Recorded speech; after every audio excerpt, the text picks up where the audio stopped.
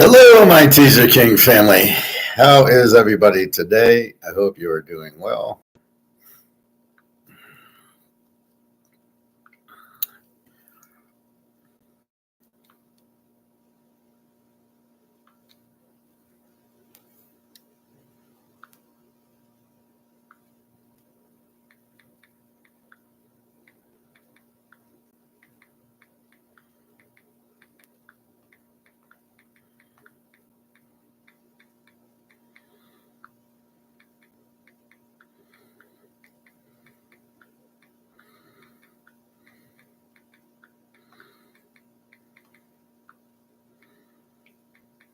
All right, so watching Mark, we got Mark Mcgwire today. Pretty decent show.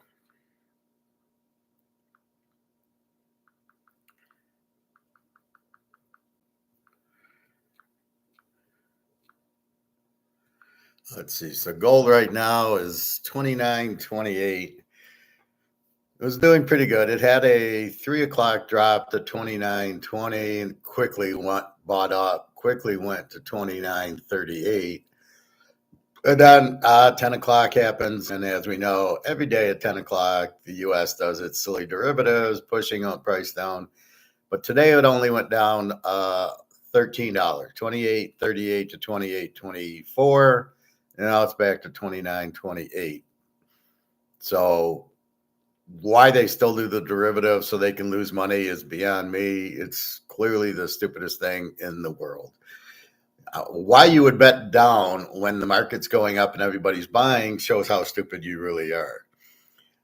And silver got tanked at the same time. Let's look at the silver chart. I bet it's exactly, yes. So silver was up to 33 and that, the 10 o'clock drop. So they must like get gold and silver at the same time. It went down to 32.50 something, and now it's back to 32.62, and it'll be back to 3,300 since it's all bullshit. So Mark Mcgwire had some interesting thoughts with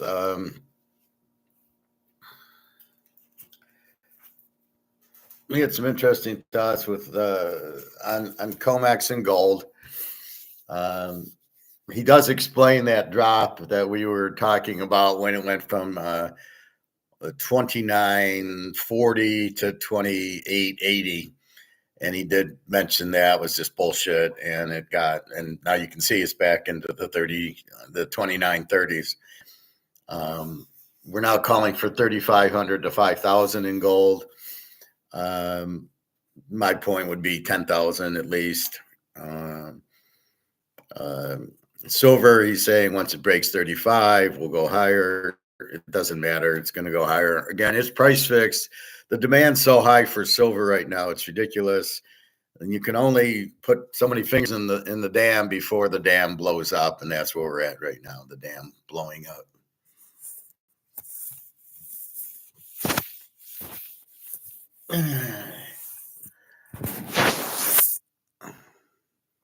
Okay. So that's what we got. I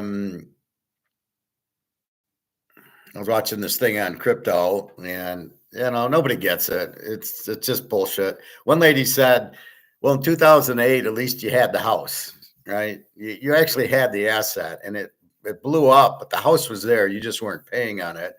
So somebody else could move in the house and pay on it, but the house was there.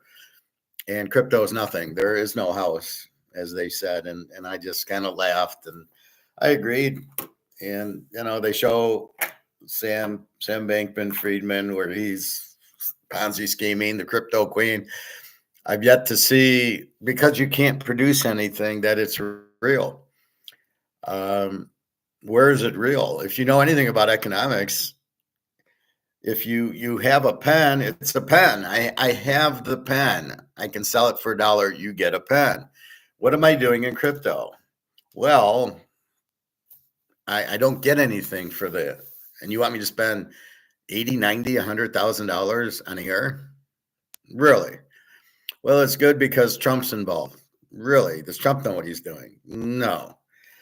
Trump should be involved with gold, but he probably realizes that he can't get any gold because it's all in bricks. And again, Mark McGwire finally said today that you buy gold because you can't be printed. Whose show is he listening to get that one?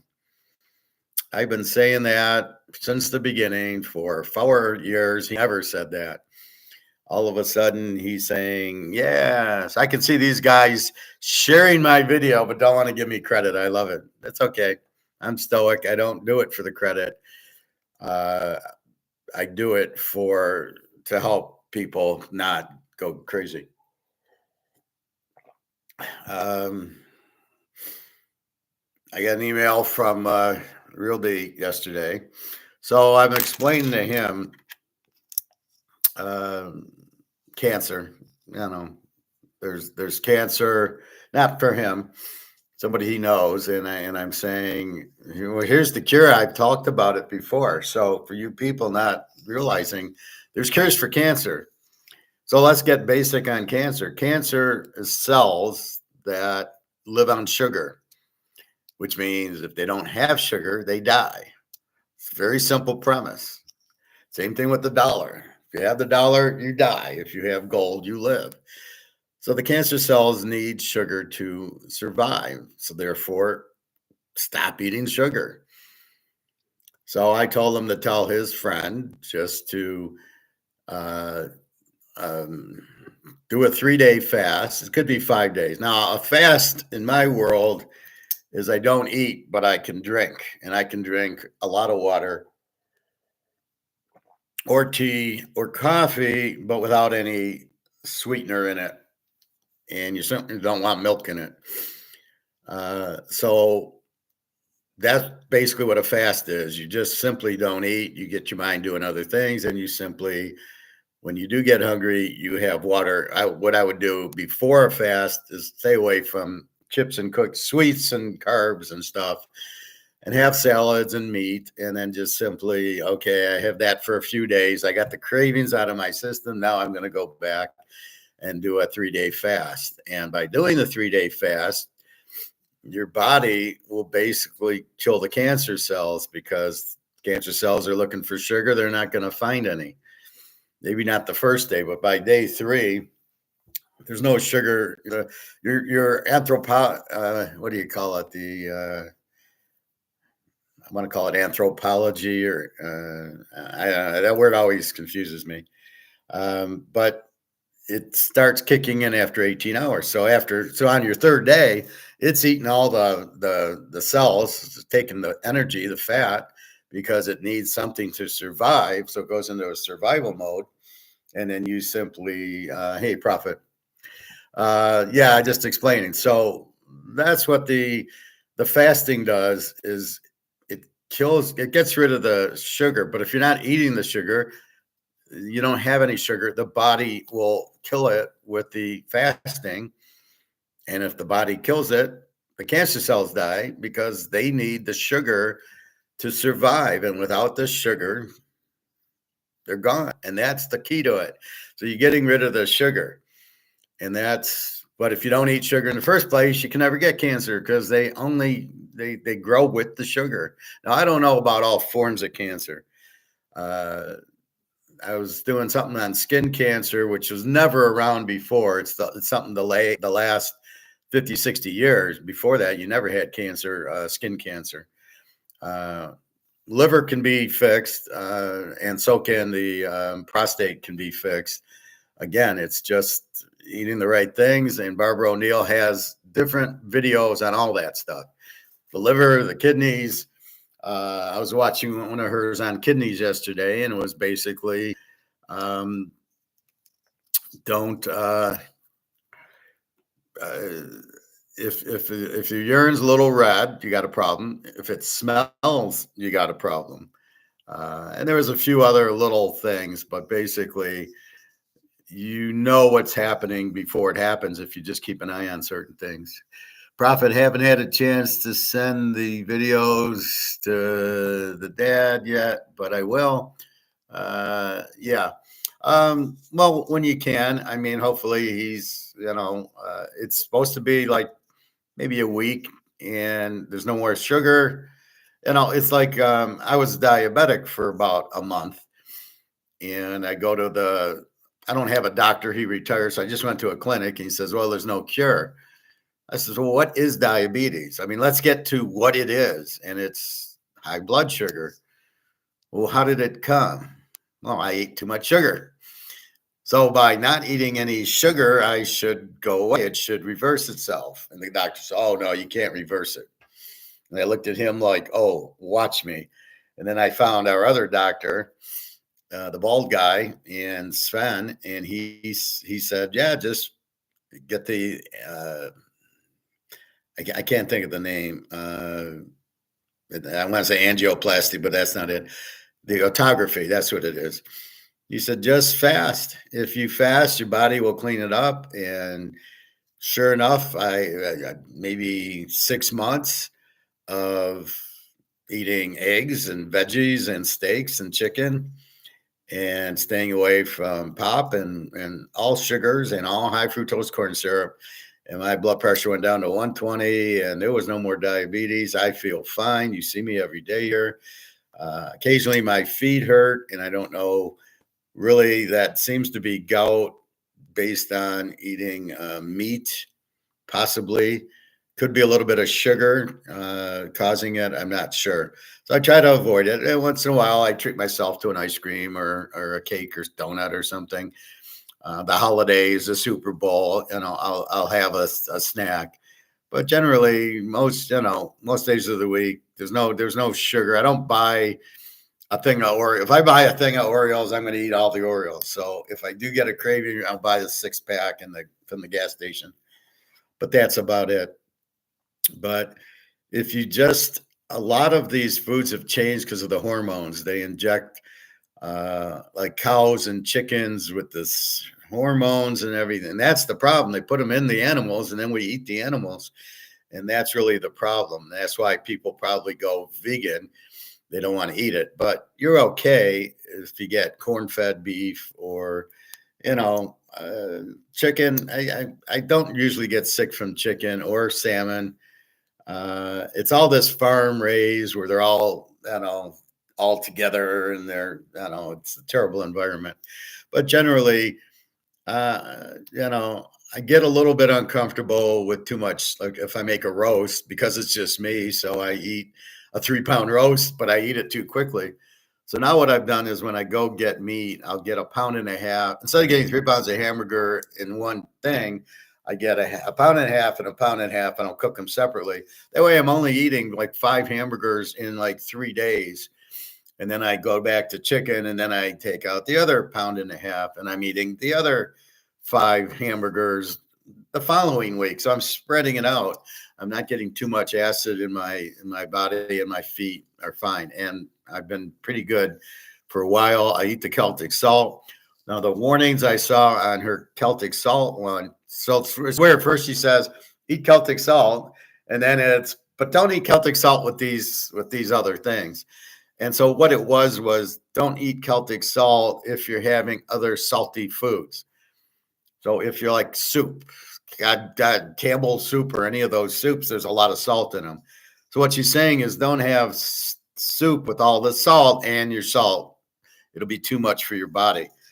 I like the Celtic salt like I have it when I wake up. I have my olive oil, and I squeeze a little lemon, pour a little olive oil, mix it up, drink it.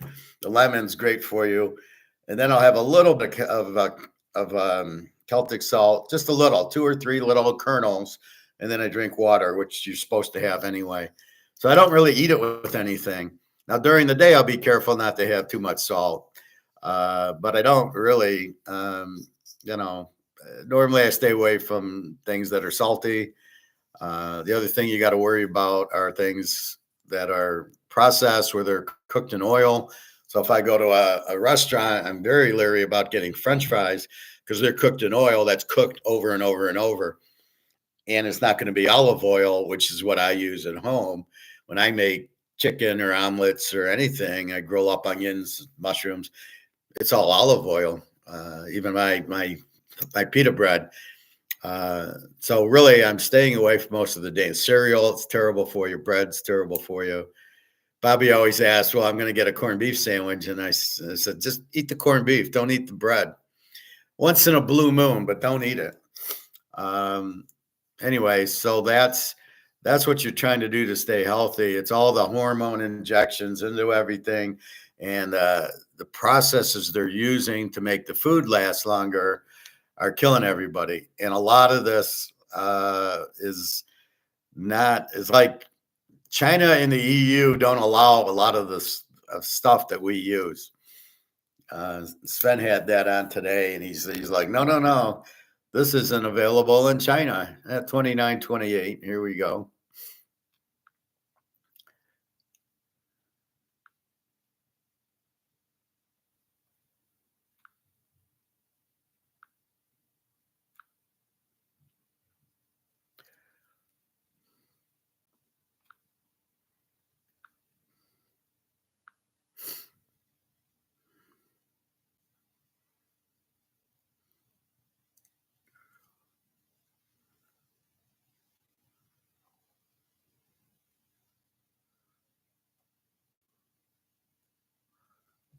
Where did I put it?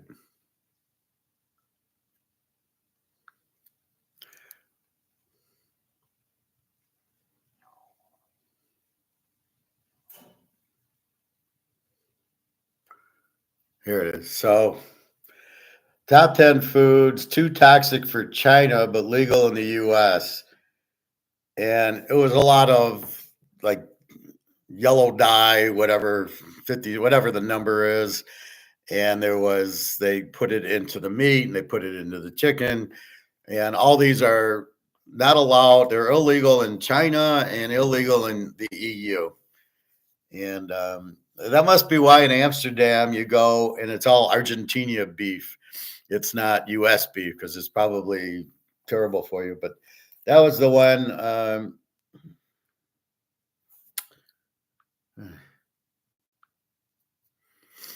That's what I was watching today. So it's this one here.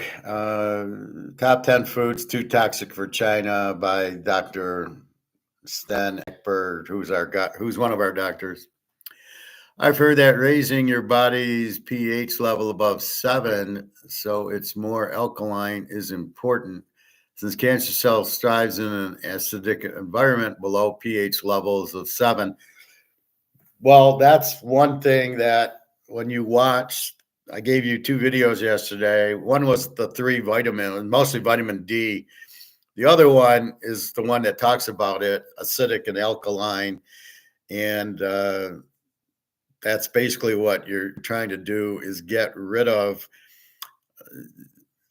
You're trying to get more, what is it, alkaline in your system yeah, you're trying to raise your alkaline, but again, it's the sugars that create this and it depends on your body. So she gets into exactly which type of foods it are, but it really bottom line is the sugar. Cut the sugar out, the cereals, the bread, the obviously ice cream, cake, and cookies, no pop. And then just be careful, just have green tea and a lot of water. And as you can see, my water always has ginger in it and cinnamon in it. And then I spray some lemon in it. Those are very healthy things, and cook in olive oil.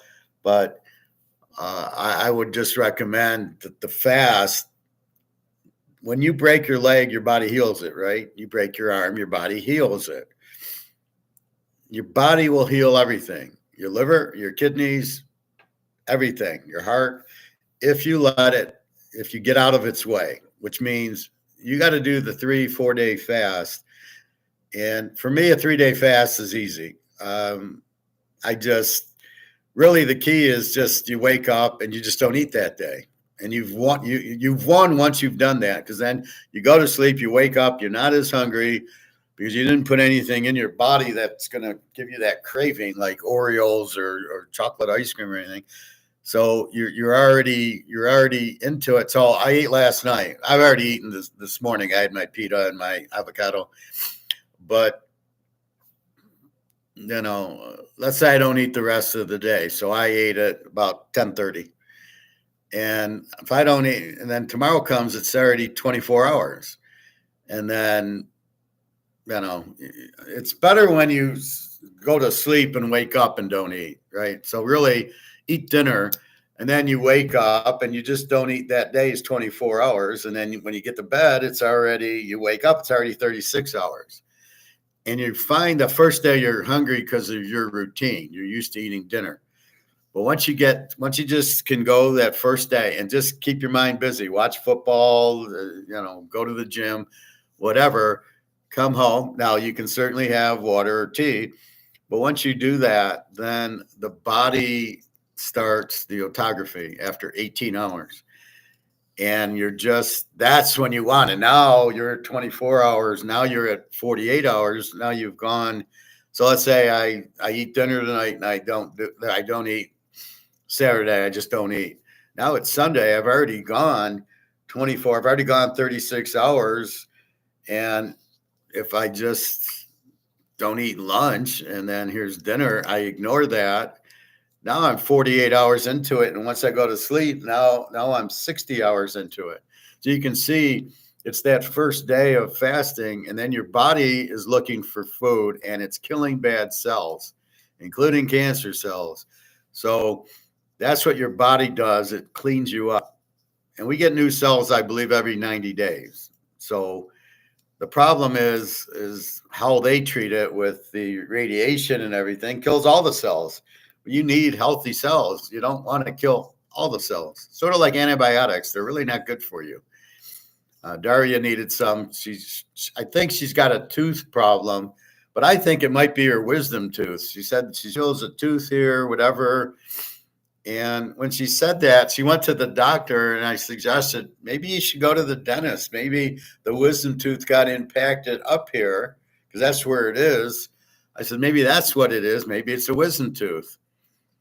Because she was like, I think it probably got infected. And so she needs surgery, she said. But if she's going to the doctor, she might need the dentist. But anyway, she did take antibiotics for it, which is what you would take if you have a tooth problem. Anyway, but your body will heal. So if you can get, especially when I feel sick, I will do, I just did a 52-hour fast, which I could have easily have gone longer, but I didn't. I was just trying to do 24 hours.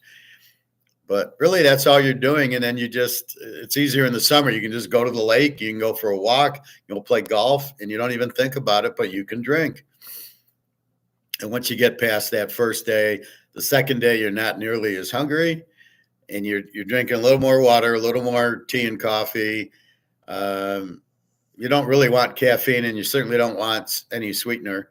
And then now you get to the third day and you're fine. But your body's, the autophagy has been happening in your body and your body's healing you. So all of a sudden you feel much better. Whatever's been bothering you is gone because you've cleaned it up. You've cleaned house. So that's my recommendation when you don't feel good, even with something like a cancer or something else, even your kidneys and things like that, it will heal. Your body will heal you. Just get out of the way and let it heal you. And that involves fasting. I mean, think about it in the Roman times. I mean, they didn't eat, they didn't have chips and candy and everything. So how often did they eat? Right? They'd have their feast, and that was probably it, and it wasn't every day. So, yeah, I mean, that's the thing is we don't need to eat as much as we eat, and your body certainly can handle it. If you get out of its way, it'll cure you. So that's what I would do. If I got really sick, I would just do it. If I had to do a week fast, I would do it. I could do it, but I don't. Usually the longest I've done was like 76 hours, and it really wasn't that difficult. The first time was, but after that, I kind of know how to do it, and I know what the foods to stay away from, the cravings. So it's like smoking cigarettes, right? You get that craving for cigarettes because they put it in the nicotine, but that's what you're trying to fight against. Prophet, baking soda will raise your pH levels. I don't take baking soda, but is that okay? Because I know baking soda is pretty good. Our doctor here, I don't have her.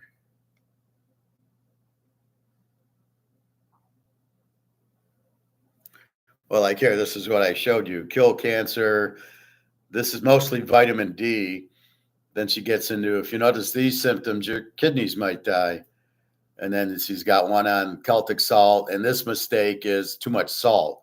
So she said, don't have soup and Celtic. So I don't have things that are salty with it. Here's diabetics must be eating this now. And she's got, oh, fuck.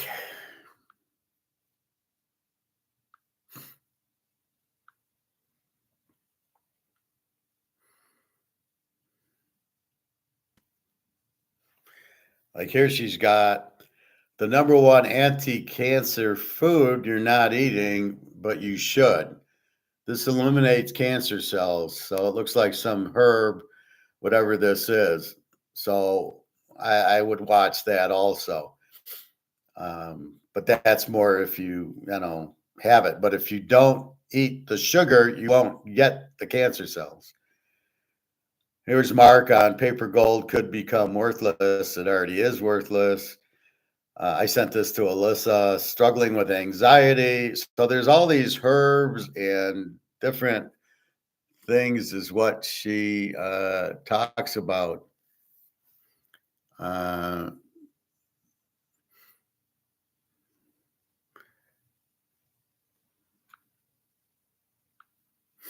So, that's the things. See, they don't want you to know about this because what do? You run to the doctor, he gets paid. Then he does prescriptions, and Big Pharma gets paid.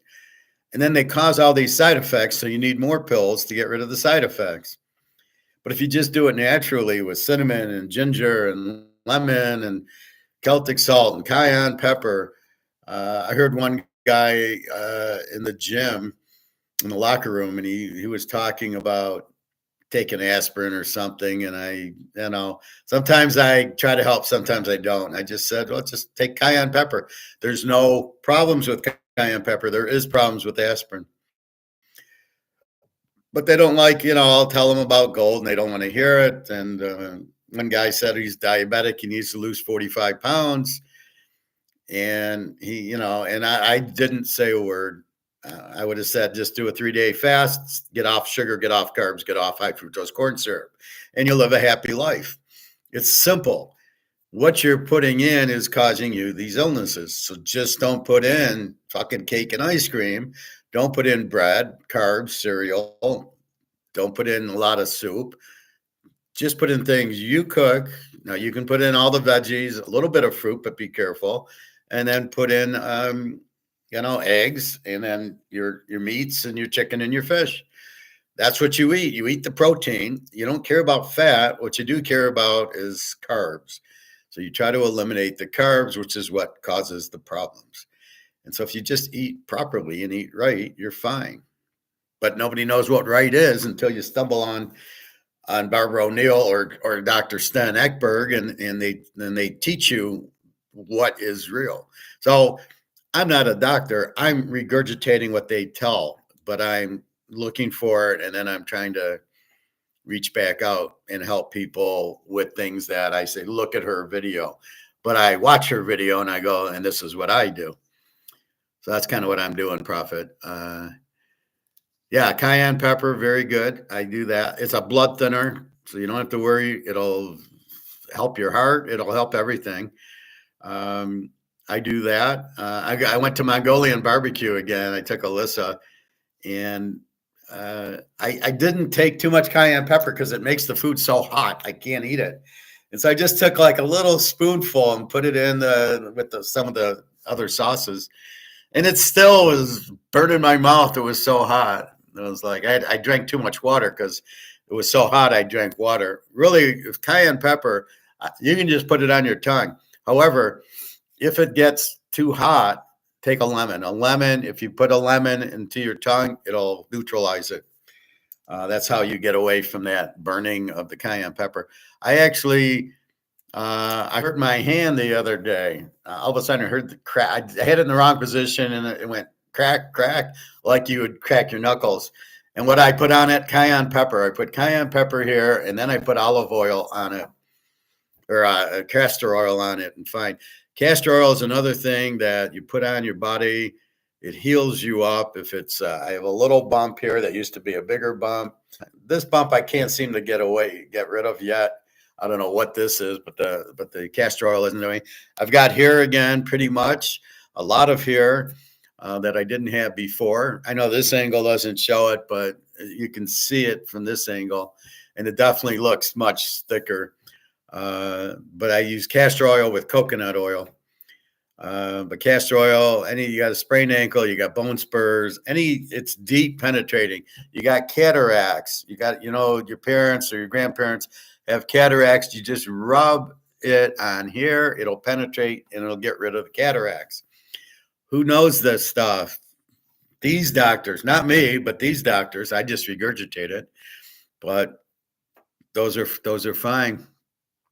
Garlic is also very good for lowering blood pressure. Yeah, so is the Celtic salt. So is most of this stuff. But your blood pressure, if you eat right, won't get high. It's the sugars that make it high, and you just don't eat it. And fighting colds as well. Well, I know girls on their periods, I tell them to put castor oil and rub it, and it helps.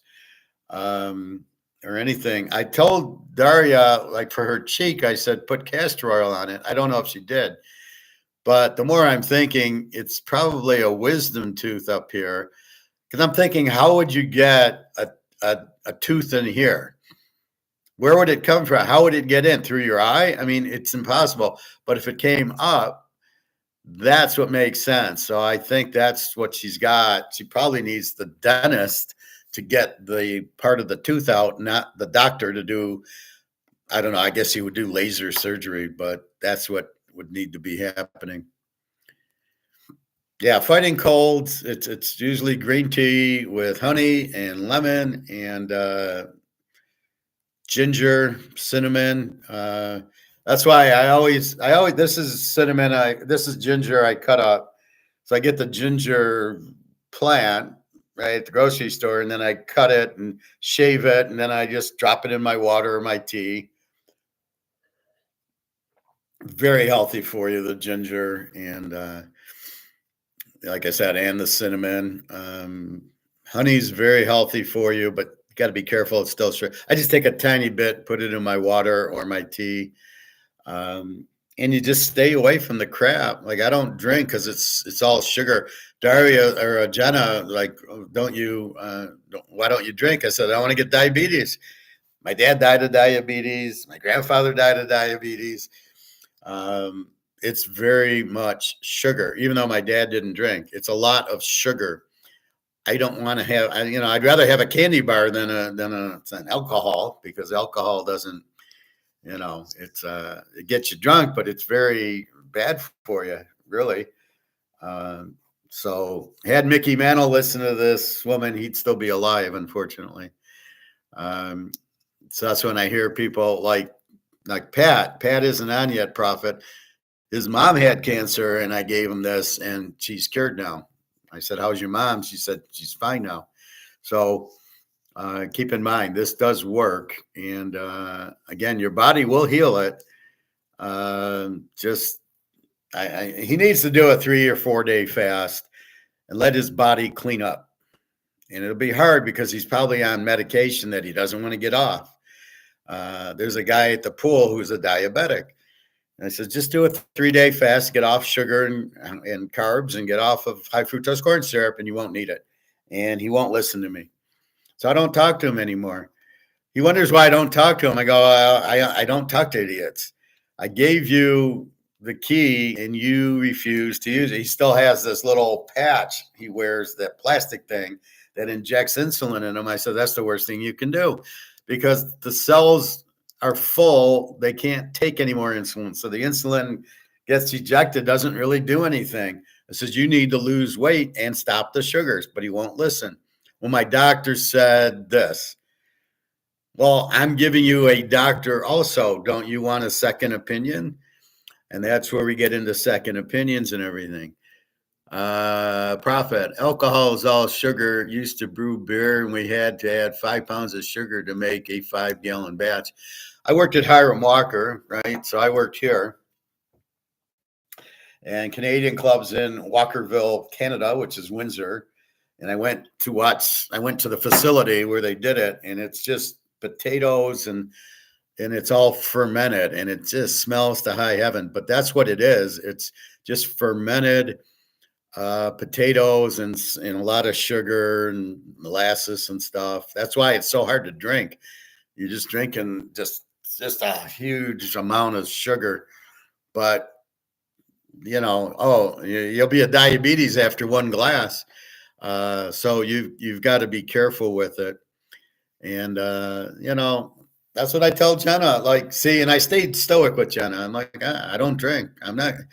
You want to drink? I know the Russians like to drink. Go drink. They all die early because they all drink vodka because it's cheap. And they basically, the Russians are basically killing their own people with the vodka because they make it really cheap. And so they buy it, and then all the guys become alcoholics and drink a lot.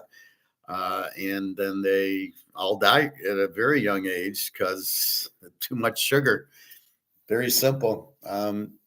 So yeah, I mean, it's terribly a lot of sugar, and that's what kills you. Very easy. If you do this, this is bad. If you do this, this is good. Fasting's good. No carbs is good. No sugar. Forget your Oreos. What I do now is I mixed. I got a big bowl, so I take my celery, my broccoli, my cauliflower, my peppers, and I cut them up, and I just mix them all in this big bowl. And now instead of chips, I just take a handful or a couple handfuls, and that's my snack: cauliflower and celery and broccoli. It's great, and it's a huge bowl, so I have for like a week. Mix it all together, and then I just pull it out. And when I want my salad, I just take a couple of handfuls. I got lettuce and spinach, and that's it. And that's my meal. I put some Celtic salt and cayenne pepper onto my salad. I just pour it on my salad and have my salad dressing.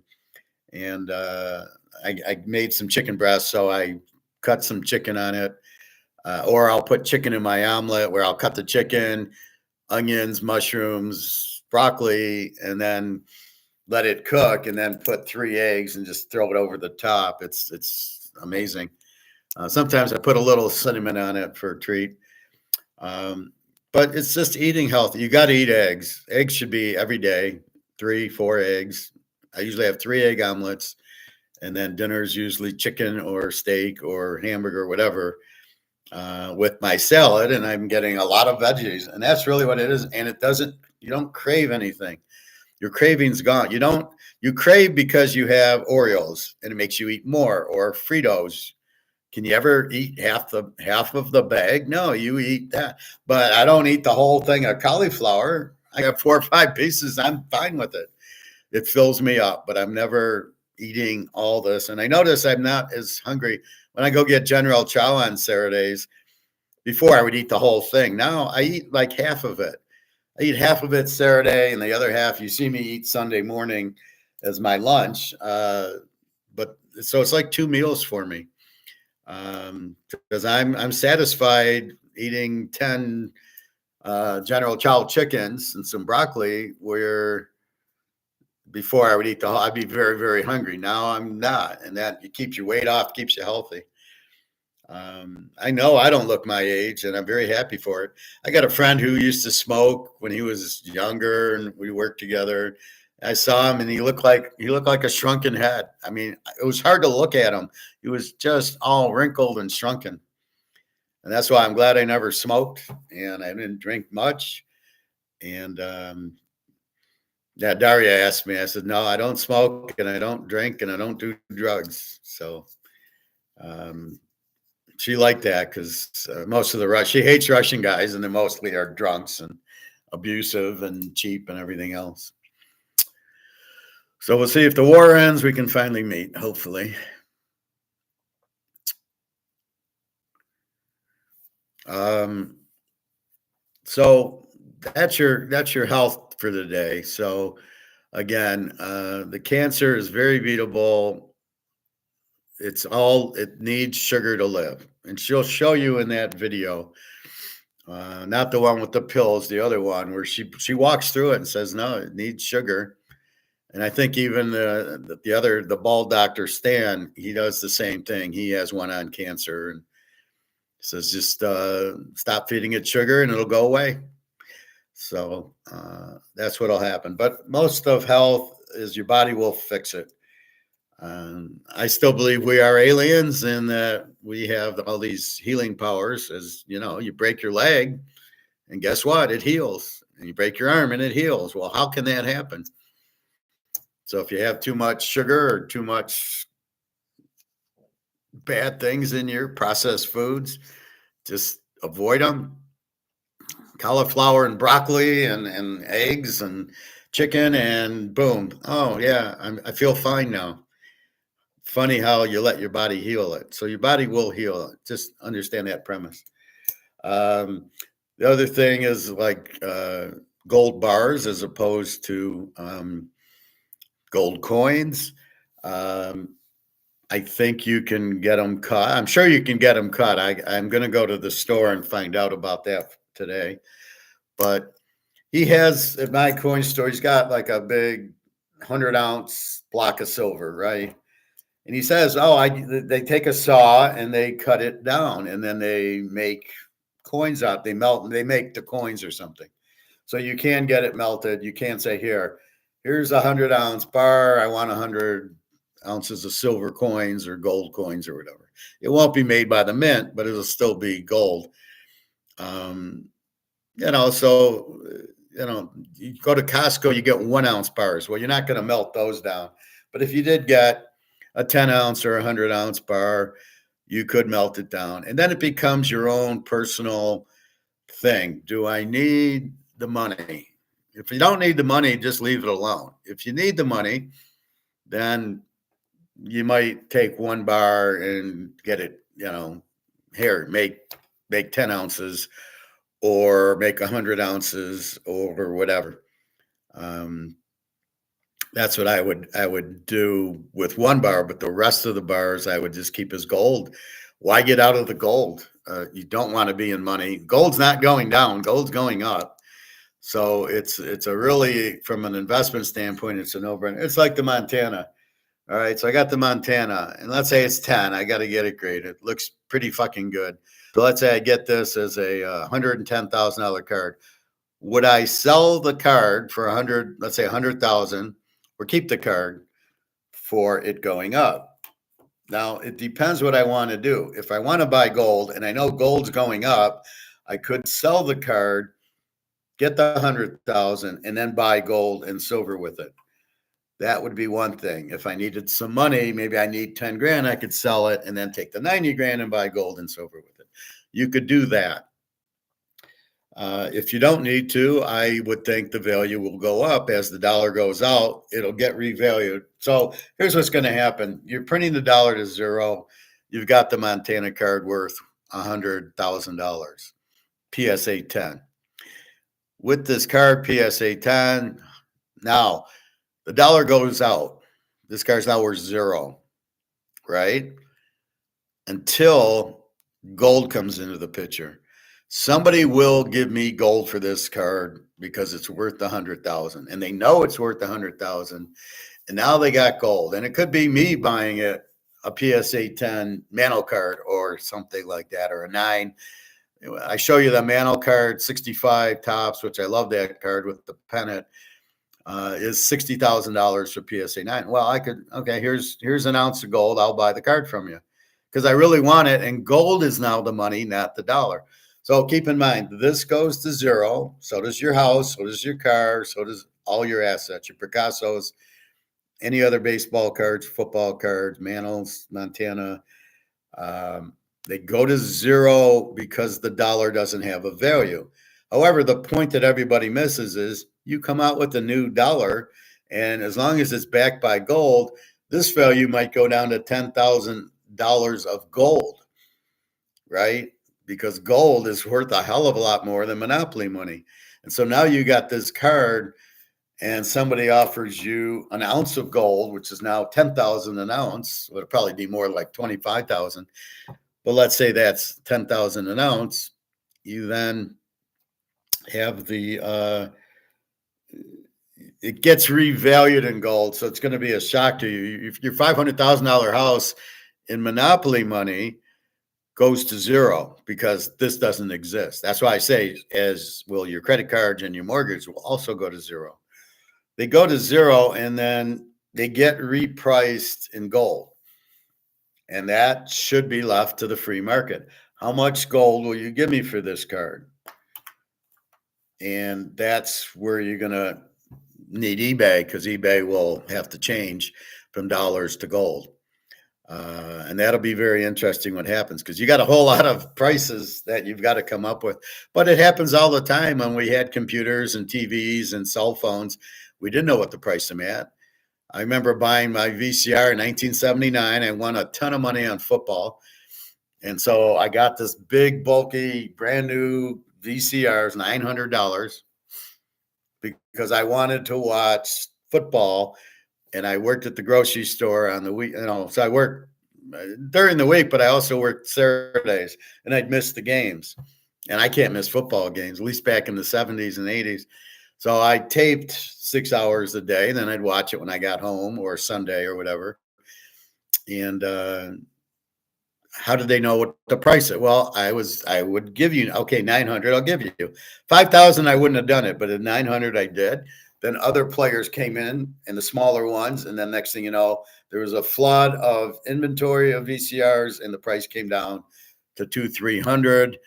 And then and then they got to DVDs, where you just put a disc in, as opposed to the VCR format, where it was more of a rectangle tape that you were doing. How did they come up with it? Well, they let the market bear. And as more people saw they could make 900, oh, wow, they'll sell for 900. I'll make it, and I'll make it cheaper and sell it for 800. And then it eventually flew to 200. And that's how the market's determined. So it's not hard to get the price of a new good, or if you're going to use gold with it, it's not hard to price it. I'll give you a different example, but the same thing. I was at Cedar Point. It's in Ohio. And it's they had basketball shooting. It was probably a 20-foot shot into a high basket, but would the ball fit? And so I'm shooting, and I got 10 guys watching me. I thought I was playing poker. And I'm shooting, and I make one, right? So the ball can go into the cylinder. It's just far, and it's high, but I could throw it that far, and I was pretty accurate and pretty hand-eye coordination. And as soon as I made it, the 10 guys said, oh, shit, he can make it. We can make it. And they're all like basketball players, and they all started playing also, because they knew if I could make it, they could make it. And it's the same thing with the VCRs or the cell phones. Once it came out and you got the price, the market had spoken, more than everybody came out and said, oh, shit, we can make it. Somebody will buy it for 900. We'll make it. We'll undercut. And it was 500, 400. And then in came the buyers. And so that's how a market works. So that's what you'll do with gold. You'll sit there and go, well, let's see. This is now 100,000. It goes to zero. Okay. What are we going to price it in gold? And somebody will buy it for 2 ounces, and then that'll set the price until it goes 1 ounce, an ounce and a half. Okay, an ounce and a half of gold for my Montana rookie card will be like 100,000. And that's how the market controls it. And that's not what we have in gold now, as I tell you. All right, Mark McGwire did his show today. Profit. We could probably get 35 1-ounce gold coins for 1 gold bar. Now, so here's your question, Profit. let me get back. What about trading in one of the bars for gold coins? Yeah, that's it, it depends on your point of view and your need. Uh, I've got all my gold coins, and I have no interest in selling them because it's only 3,000. It's basically $3,000 an ounce. It's way too cheap for me to sell my gold because it's going to be much higher.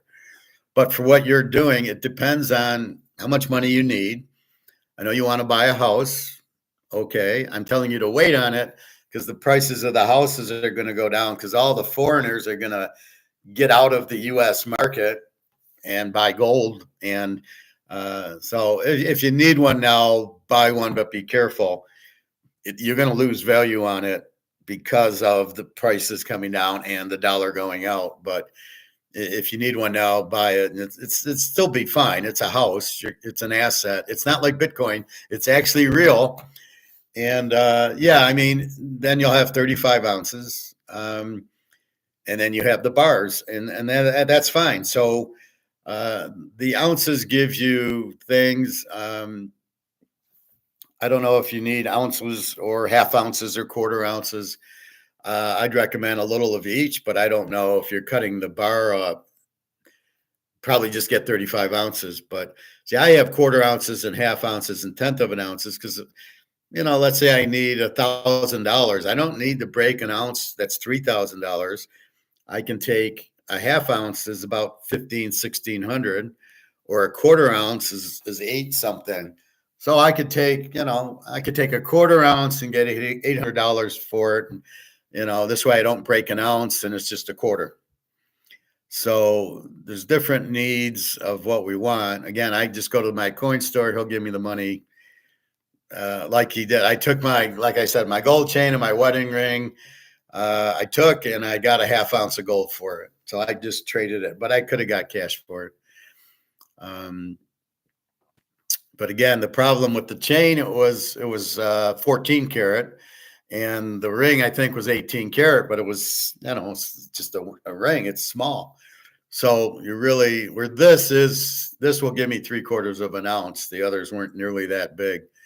And they're going to take a little bit. So I probably lost a little bit of money just from him keeping it, whatever. But I did get a half ounce for a few $100s with that. I think it was worth 900, and the half ounce was 11. And I thought maybe it would have been a little higher, but okay, fine. But he would have given me money. He did take it. He did look, and he said, yep, this is real gold. And he could see it was 14, 18 karat, whatever. And that's what he did with it. But yeah, I mean, you could take an ounce and get, right now, $3,000 and just keep the $3,000. I don't know if you can buy a house for gold. I'm not quite sure. The seller's got to be somebody like us who's smart enough to understand that. But you're going to pay the paper price, the monopoly price of $500,000 in paper money. How do you convert it to gold? It's not 3,000. Gold is much higher than 3,000. This is what I'm trying to tell you because of the, keeping the price down.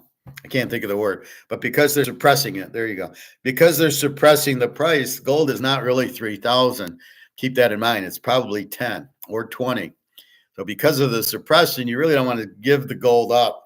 That's like when I go to the barbecue place and he said, I'll take silver for the thing. He would take an ounce of silver for dinner, a $30 dinner. I said, but I don't want to give up the silver for only $30. If it's $1,000 ounce of silver, why do I want $30 for it? So that's why you don't want to give it up now. It's way cheap. This is fine. This is at its real price. The 100,000 is the real, not suppressed price, just like the Rolexes are not suppressed. So most of your assets, Picasso, Van Gogh over here, that's a poster, but not real. But if I had a real one, those are real prices, right? They're not suppressed. Only gold and silver and coffee and comex is suppressing it. Even oil is suppressed. That's why it's still $3 a gallon at the gas station. And that's what the point of the electric car is.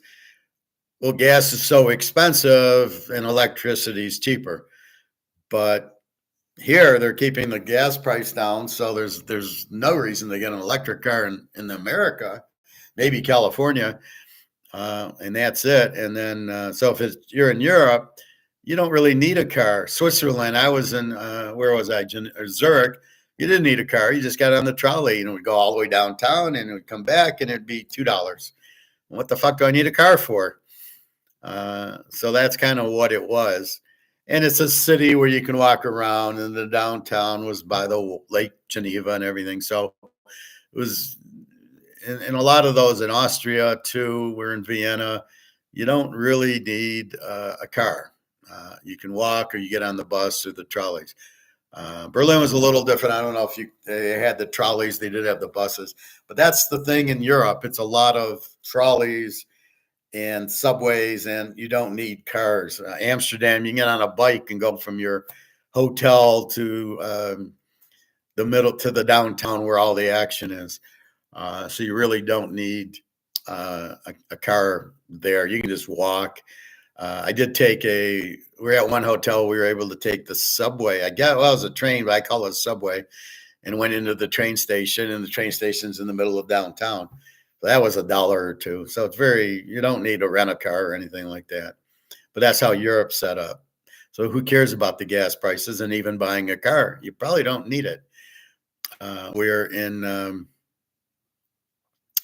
here in Michigan. You don't have a car, you ain't going anywhere because there is no public transportation. There's no subway. There's no buses. Maybe Ubers. I don't know. Who Uber? Here, I just get in the car, go to the gas station, go to work, go to the gym, go wherever I need to go. You just get in the car for it, and you just fill it up with gas. You got gas, and you got insurance. Anyway, a little bit of maintenance. So with that said, that's how the market, it's what will sell. What will the price? What is the demand? And that's what I'm thinking. It's got to be equal. And for some reason in gold, we have gold demand here and we have gold price here. We don't know what this is, but it's a hell of a lot higher than the 29.30 that we're looking at. The gold demand, or what people will pay for gold, is, I mean, I'd probably pay 5,000 an ounce, because there's a whole different reason. This is an asset. This I'm buying because I like Joe Montana, and it's a rookie card. And I love that I have it, and it's now up to 100,000 if this is a 10, which it might be. It looks very close. A little bit of centering problem. Otherwise, it's a fucking beautiful card. No pen, no nothing. Beautiful corners. Hopefully it's a 10. It's worth 110. Go higher. Go higher. So you would have no reason, but because of the dollar being worthless, the gold's undervalued. And that's the key to it. That's why you don't want to sell your gold. This is the real price because of eBay, but this is worthless, and the gold is not at its real price. So that's why you want to accumulate gold, and you'll go, I'll pay $5,000 for it. Because we don't know what the real price is, because it's not in a free market. It's price fixed by the government. Why the fuck are we price fixing, especially gold and silver, in a capitalistic country where everything's supposed to be free market, not price fixed? So it's just mind-boggling they would price fix gold. Well, the dollar won't be worth anything. Well, yeah, we shouldn't be having the dollar. All the money should be backed by gold and silver. What the fuck are you guys doing? So yeah. If you need the gold, I would trade it in. Keep in mind that. So I'm back to your question, Profit, on trading in one of the bars for gold coins. Again, keep in mind that the gold is nowhere near what it will be. So the $3,000 an ounce is nowhere near where it's headed to, probably 10. So keep that in mind. Be careful with that. That's why I'm saying you don't want to sell that for cash. That makes no sense, especially with all the shit going on in gold, jumping and bricks coming out with gold-backed currency. The last thing I want to do with my gold is sell it at these ridiculously low prices. And if I do sell it, I'm back on the Titanic. Why do I want to be back on the Titanic? I'm getting off the Titanic. So I'm selling all my money to get into gold. Why would I, and I'm not worried about gold going down because it's nowhere near where it's going to. Now, maybe at 10,000, 15,000 an ounce, I might think of selling an ounce or two of gold, but because of gold can't be printed, high demand, the price will keep going up. Look at Bitcoin. Bitcoin got to 100,000. You seriously don't think gold can get to 100,000? Bitcoin is nothing. It's thin air. They're selling air, and people are stupid enough to pay $100,000 for air. And if Larry Fink's involved, we know it's a Ponzi scheme. So if it's a Ponzi scheme, and you're getting 100,000 an ounce, 100,000 for a Bitcoin, which I don't even know. It's not an ounce. It's not even a coin. It's not even real. Don't you think you'll get 100,000 for gold? Because once people realize that they can make money in gold, and now it's 5,000, and then it goes to 10,000 an ounce. Well, once it hits that Katie bar the door, you're going to have everybody and their brother buying it. And they can sell their Bitcoin at 100,000 and buy 10 ounces of gold, which is going to raise the price of gold. So because it's limited and you can't print it, and you can't really counterfeit it because you can just take a magnet to it. And if it doesn't stick, if it sticks, it's bullshit. Especially with jewelry, I'd more worry about counterfeit jewelry than Cougarans or Maple Leafs or Eagles. I mean, they're not. That'd be really hard to counterfeit those. And you can test it. You go to the coin store and test it. So I would only buy from reputable people that have tested it, right? I wouldn't go to people that the guy off the street, yeah, he looks legit. I'll buy gold from the guy with the raincoat. I mean, that's the crazy part, but it's not anywhere near where it's going. So yes, you can take an ounce and make 35 ounces. See, now that's surprising. I didn't think it was 35 ounces of gold, the bar. I thought you said it was less, but maybe not. Yeah, because 35 ounces would, I think, be higher. 35 times 3. Yeah, maybe it'd be about 10 grand. Yeah, so that'd be about right. So the real value of physical gold is closer to 25K an ounce. Yeah, absolutely. We can't put an exact figure on it because we don't know what this is. Here's your demand. Here's your price being kept down by COMEX. What is this number? We don't know what this number is in reality to say this is what it is, but we know it's much, much higher than 3,000, right? It's at least 10 to 20,000. I'm thinking that's conservative because when everybody realizes they've been fucked over, all these people and the Germans and the Japanese, the Chinese are buying. It's sold out. Right, there's 6-hour lines. You don't think they know what's going on? Now these are more jewelry stores. You got Japan, you got Russia, you got India, now India buys a lot of jewelry. Saudi Arabia, basically the BRICS countries. France, Italy, they're all going to be buying gold, but there's very low supply. So we don't really know what this number is, but we know this number is much higher than 3 grand. You can guess 25,000. I'm being conservative at 20. I've always said 20, but based on the frenzy that I showed you yesterday. So I showed you this frenzy, right? Chinese rush to buy gold, and then I show you the store, and it's a 7-hour, 6-hour line. That's the frenzy I'm talking about. Well, how do you know what the value is? And for people to be using COMEX, it's a blessing. You just say thank you because you're keeping a $10,000, $20,000, $30,000 ounce of gold down to 2,900. And then you see like derivatives knocking it down today, and you just shake your head going, what, who nobody's selling their gold. If you understand anything about it and you're buying it, you would never sell it, because if you sell it, you're back on the Titanic. You don't want to be on the Titanic. That's why you're selling it in the first place, because this is worthless. So it's probably around the 25,000. Hard to say, but it's definitely worth a lot more than 3,000. I would minimum 10. And like I said, I'm not selling an ounce of mine unless there's a major need that I have a bill that I need to pay. I need to get out of the Titanic. I need to get back into Titanic to pay a bill. Then, or some expense, or go on a vacation. I want to go on a vacation.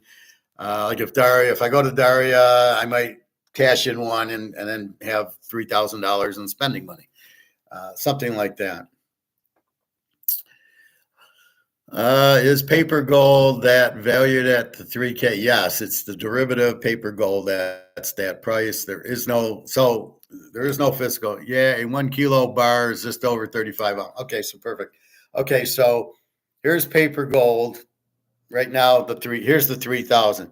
This is paper, not physical, and then here's the price. But physical is way up here because we don't have a price for physical. This is the derivative price, the 29.40 they're fucking around with, but it's almost gone because it's Basel 3 and Tier 1 now, and silver isn't. You can see that everybody's taking delivery. And that's what all the gold that came into the U.S. from England was to pay off these derivatives, because the U.S., it's all a Ponzi scheme. So they use 4% gold and 96% paper in all these derivatives. And that's what China and Russia wants. They want delivery of the gold, which means you got to give me 100% gold. And they don't have the 100%. So all this is stuff that they owe on. And so they got to bring in the gold and pay it off. And now I heard, watching Mark McGwire, they have till July 1st. So July 1st is going to be a very happy July 4th, because that's when they must settle up on all these derivatives that they owe on, and especially silver. They are 25,000 tons short. So they got to bring in 25,000 tons just to pay off everybody. And that's going to be at market. And there's no way that's going to hold $32, $33 an ounce. That's where you'll see $100 an ounce silver. A lot of people who need silver are now going to the mines, but the mines say, fuck that. I'm going to be digging gold. I don't want to dig silver. So people that need silver can't find it anywhere. Even if they there's no silver mines anymore. So they go to the gold mine, who happens accidentally to bring up silver. And he's saying, nah, I'm going to do everything with gold right now because I can get 3,000 an ounce with it. So the miners are about as stupid as you can be. If I was a miner, I'd say, sure, I'll do so. How many you need? You need 2,000 tons? Sure. It's going to cost you $100 an ounce. And the guy will gladly pay the $100 an ounce. So it's not being kept down for the Tomahawk missiles or the solar panels. They're not holding the price down for that. They're holding the price down because of the derivatives that are about to blow up. Yeah, 1 kilo bar is 35 ounces. Yeah, okay. No, that's nice. Like I said, though, kilo is not U.S. If it was U.S., it'd be a 100-ounce bar or whatever. So it's basically what you're saying, 350 ounces for a kilo. I think I looked on Google for that, and that's good. But that's where you're at with it. And so what's happening is we're getting called. It's like the kid getting caught with his hand in the candy jar or the cookie jar, right? Nobody notices. He took a cookie, took another cookie. Nobody's noticing. But then when you go and look and there's nothing in the cookie jar, you realize Jimmy ate a bunch of cookies. Same thing going on here. They want their gold and they want to take delivery. So China says, I want delivery of that contract you just did. And there isn't any there. There's no cookies left. Well, I don't care. I just bought it. I want my cookies. Okay, so what do? You run to the grocery store and you go buy more Oreos to put into the cookie jar. You got to buy more gold and more silver to cover what the Chinese and the Russians and these governments want, the countries want, right? They want the delivery of the gold and silver from these option contracts. the derivative contracts, and that's what they want. So if you're going to short it, you've got to answer the bell and give the physical up, and that's the problem. They don't have it, so they got to go get it. So now they go to the grocery store, and Orioles are not $1; they're now $5. Right? So gold is not 2,300, 2,500 when they did the delivery. Now a derivative. Now it's 3,000, and they got to go out and buy a whole shitload of gold so they can pay off the Russians and the Chinese. That's the problem with comex, and that's why it's almost gone. That's why it's 99% sunk. Basically, it's 100% sunk. Basically, this is 100% gone. Because the whole thing's a Ponzi scheme. Again, a Ponzi scheme is where you are selling that you have something and you don't. Oh, I'm going to sell you 2 Montana cards. Look, here's one, but the Ponzi scheme is I don't have the second one. That's the Ponzi scheme.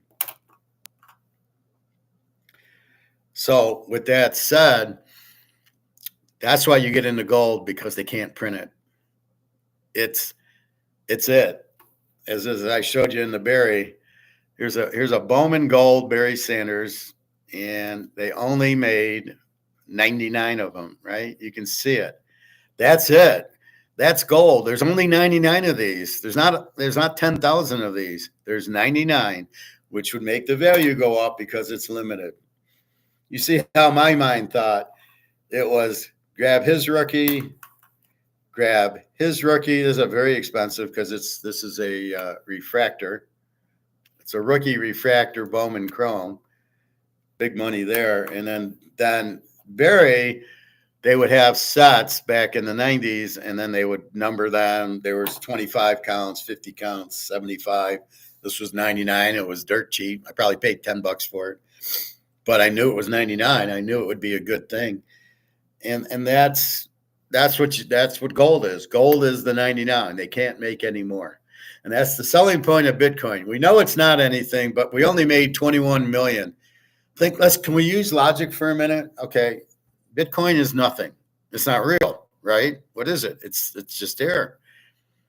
There's no such thing as Bitcoin. You can't hold it. You can't say, oh, this is Bitcoin. I have one.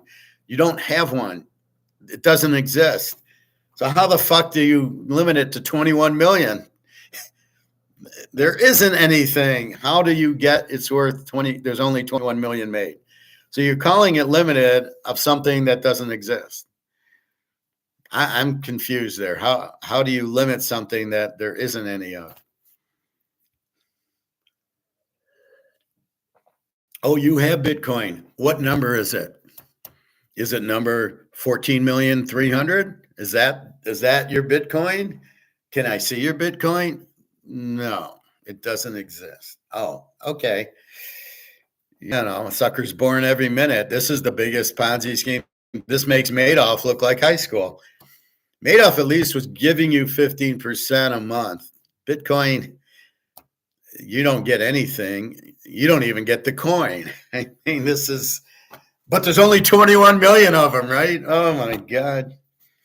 This is why I go after this, because at least I have it. It says 99. It's Barry Sanders, or it's Joe Montana, or Tom Brady, or Bobby Orr, or Mantle.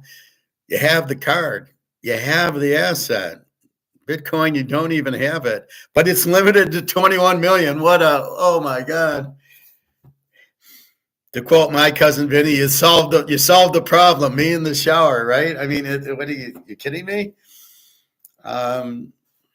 But it's limited to 21 million. Good luck finding it, though. It doesn't exist, but it's limited.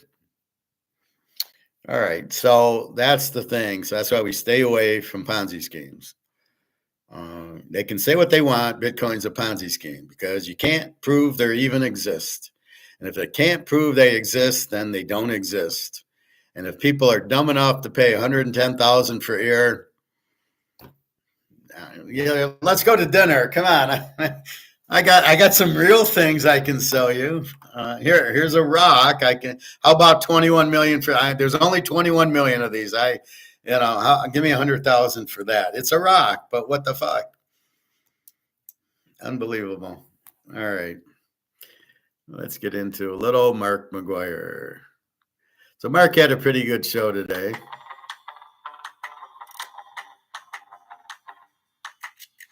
If the audit uncovers.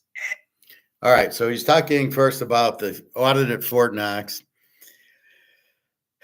There's all right. Will there be an audit? I doubt it because there's no gold there.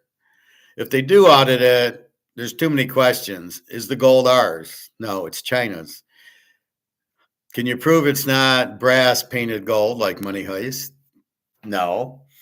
I mean, it would have to be that thorough of an audit where you'd have to, and you can't just pick up, well, let's just do 5 bricks.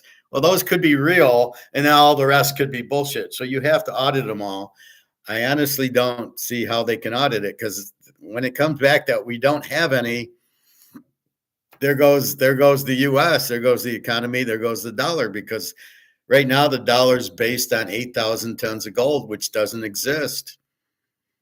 I was listening to one thing, and they, oh, the U.S. has the most gold. We have 8,000 tons.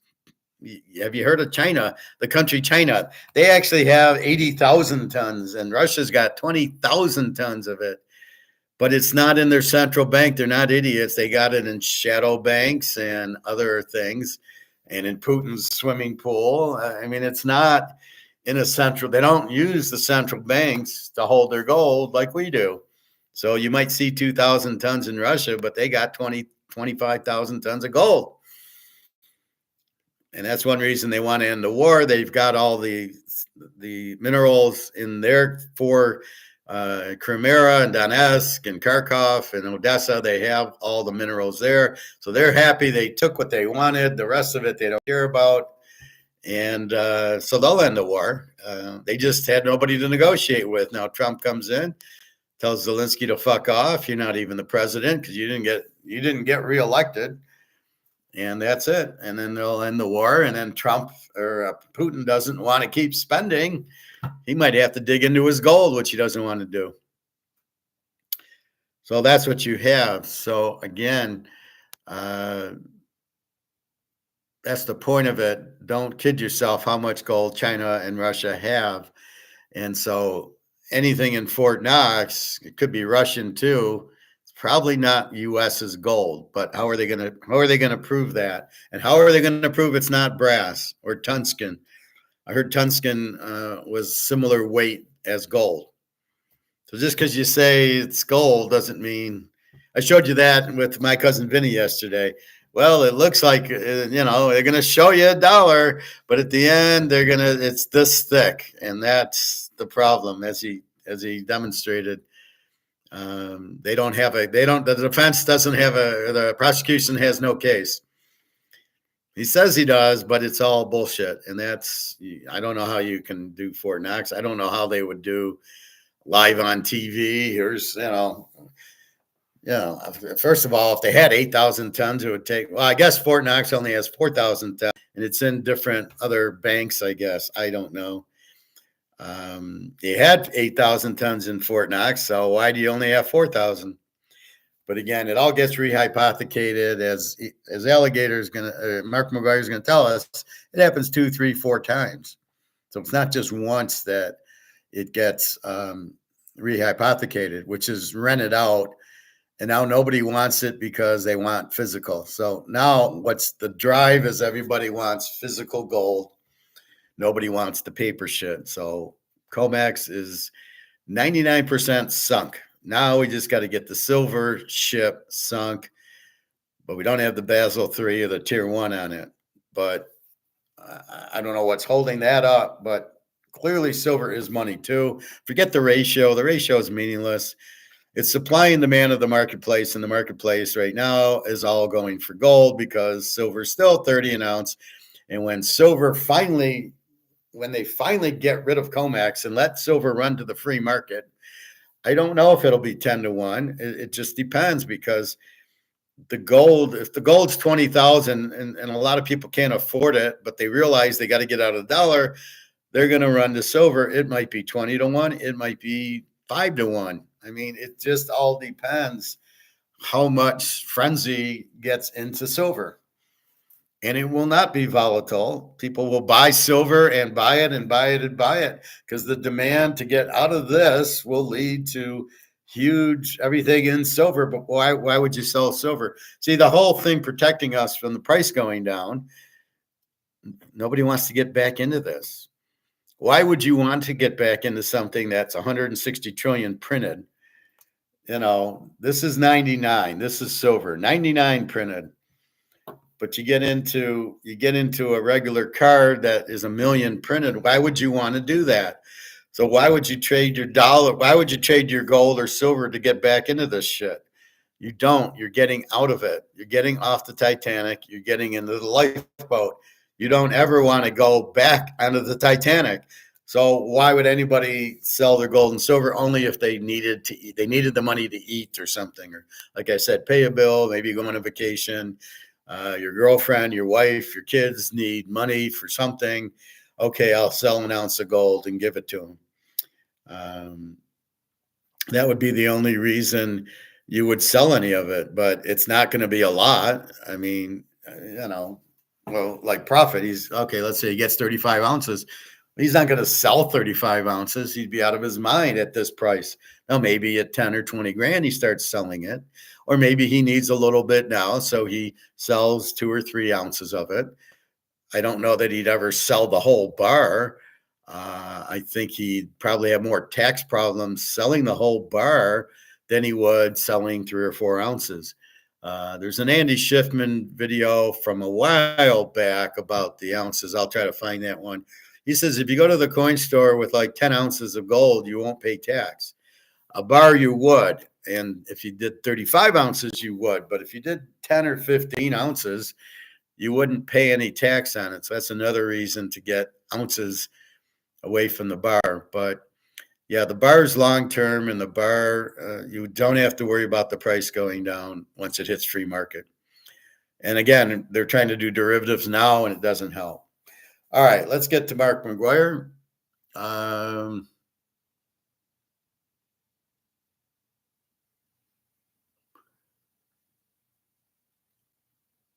All right, gold revaluation is his first.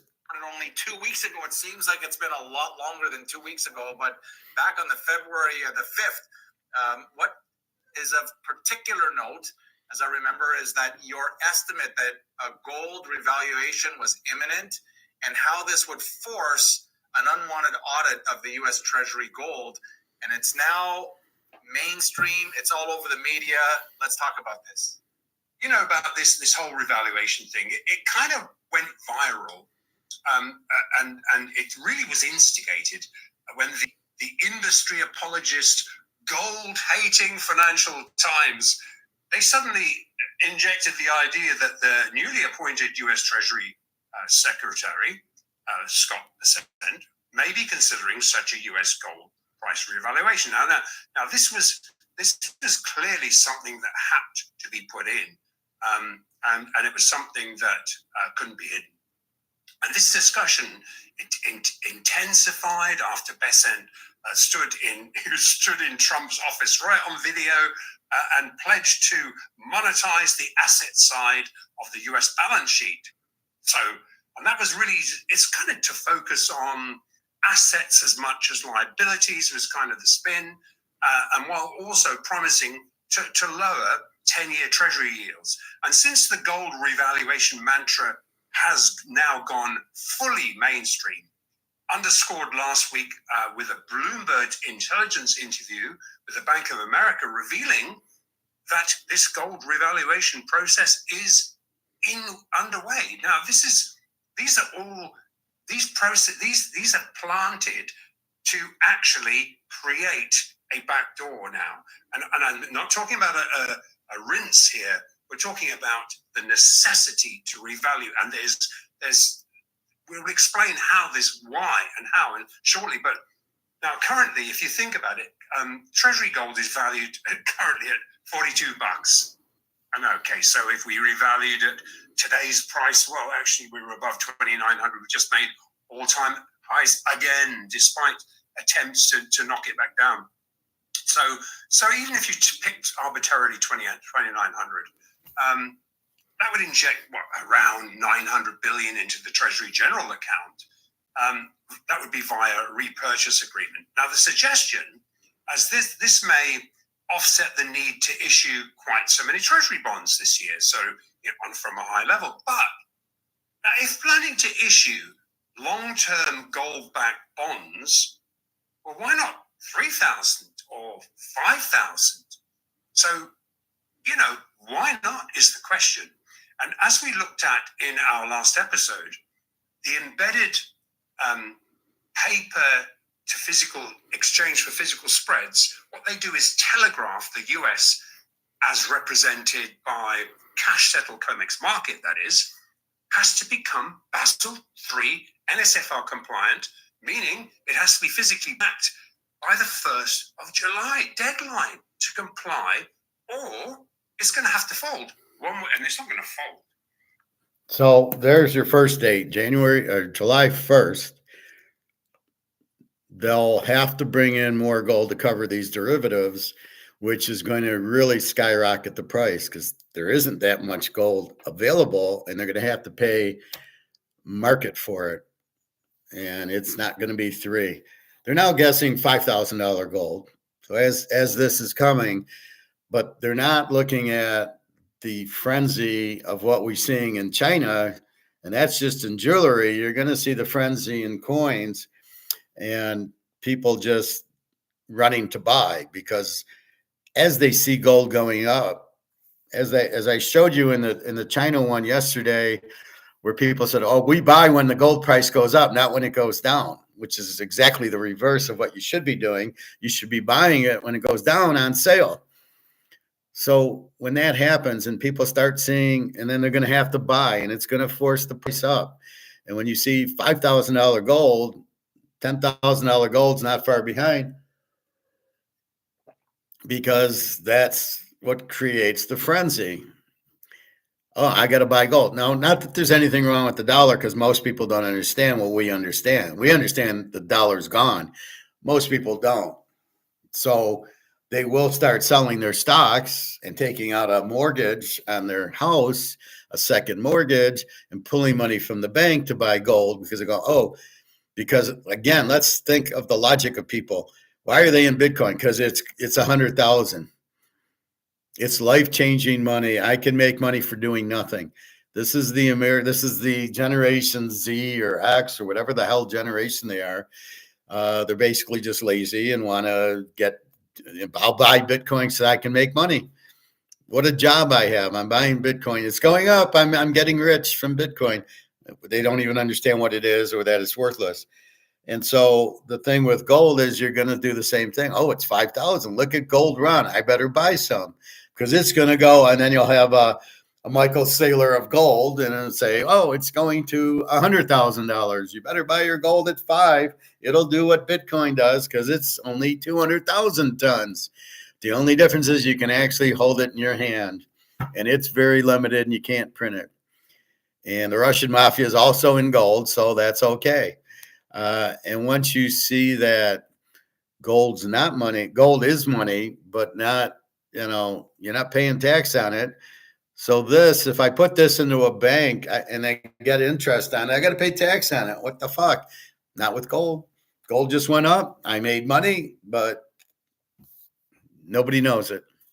And that's the beauty of gold. So keep that in mind. So at that July 1st, you're going to see a huge jump in gold price because the demand will be there to cover their shorts. And as Mark said, they got to cover by July 1st. And we're going into March, April, May, June, 4 months. And then you're going to see a really high price. So profit, I would hold that gold till at least July 1st. Then I might sell 10, 20 ounces to get a house or a car or whatever. You can get it cut, but at least wait for that July 1st. You have no risk in the portfolio. It's not going down. It's only going up because in a free market, supply and demand control the prices, not in a price fixed market, which means that as as the supply is so limited and all the demands coming in, the price goes up. Just like the Super Bowl tickets. The first 70,000 was cheaper, but then as it hit secondary market, it's not like the price went down. The price went to 4,500, 5,000 a ticket. And that's gold, right? It's going to be secondary market. And then it's just, you can't print anymore because it's not an inflation. It's not printed. It's gold coins and jewelry. That's it. It's gold. You can't print it. You can't inflate it. So the only way to get it is you're going to pay more, and that'll push the price up. Nobody in their right mind selling because where are you going to go with the money? Oh, I'm going to get back on the Titanic. Just what I always wanted to do. So keep in mind, July 1st, circle that date on your calendar, and that's when you might see 10,000 announced. So we will see. Now, the paper to physical EFP spreads have expanded because shorts, well, simply they're unwinding their bets. And while this should be allowed to kind of play out, this undersupply is too large to square at current prices. It's pretty much that simple. In fact, with shorts competing to buy back underwater bullion leases, now bear in mind you borrow gold, or you lend out gold, you get a return, somebody buys that gold and sells it and tries to, obviously, July 1st. for it not to rise from that point. But they're going to have to, because it's risen, they're going to have to buy back these underwater bullion leases against global central banks and fresh, as yet untapped institutional gold buying that's coming in. These are people that have never bought gold before, which has expanded this. And as this open interest comes in, people say, oh, well, yeah, hang on, look at that speculator open interest. That's easy to rinse out. I'm sorry, no, they're coming in. They've never been in before. This is not rinsable. This is what we call the sticky category of speculator open interest. You can pull bids, you can play games. They're not selling, they're buying. In fact, what they're doing is just coming in. And we're talking about since the last 2 to 3 weeks, this fresh money, looking at the price of gold, looking at their other investments, noting its first tier, and it's these spreads that has drawn their attention. Otherwise, it might have just continued under the radar. Well, also what he's talking about is they might realize that the paper is worthless.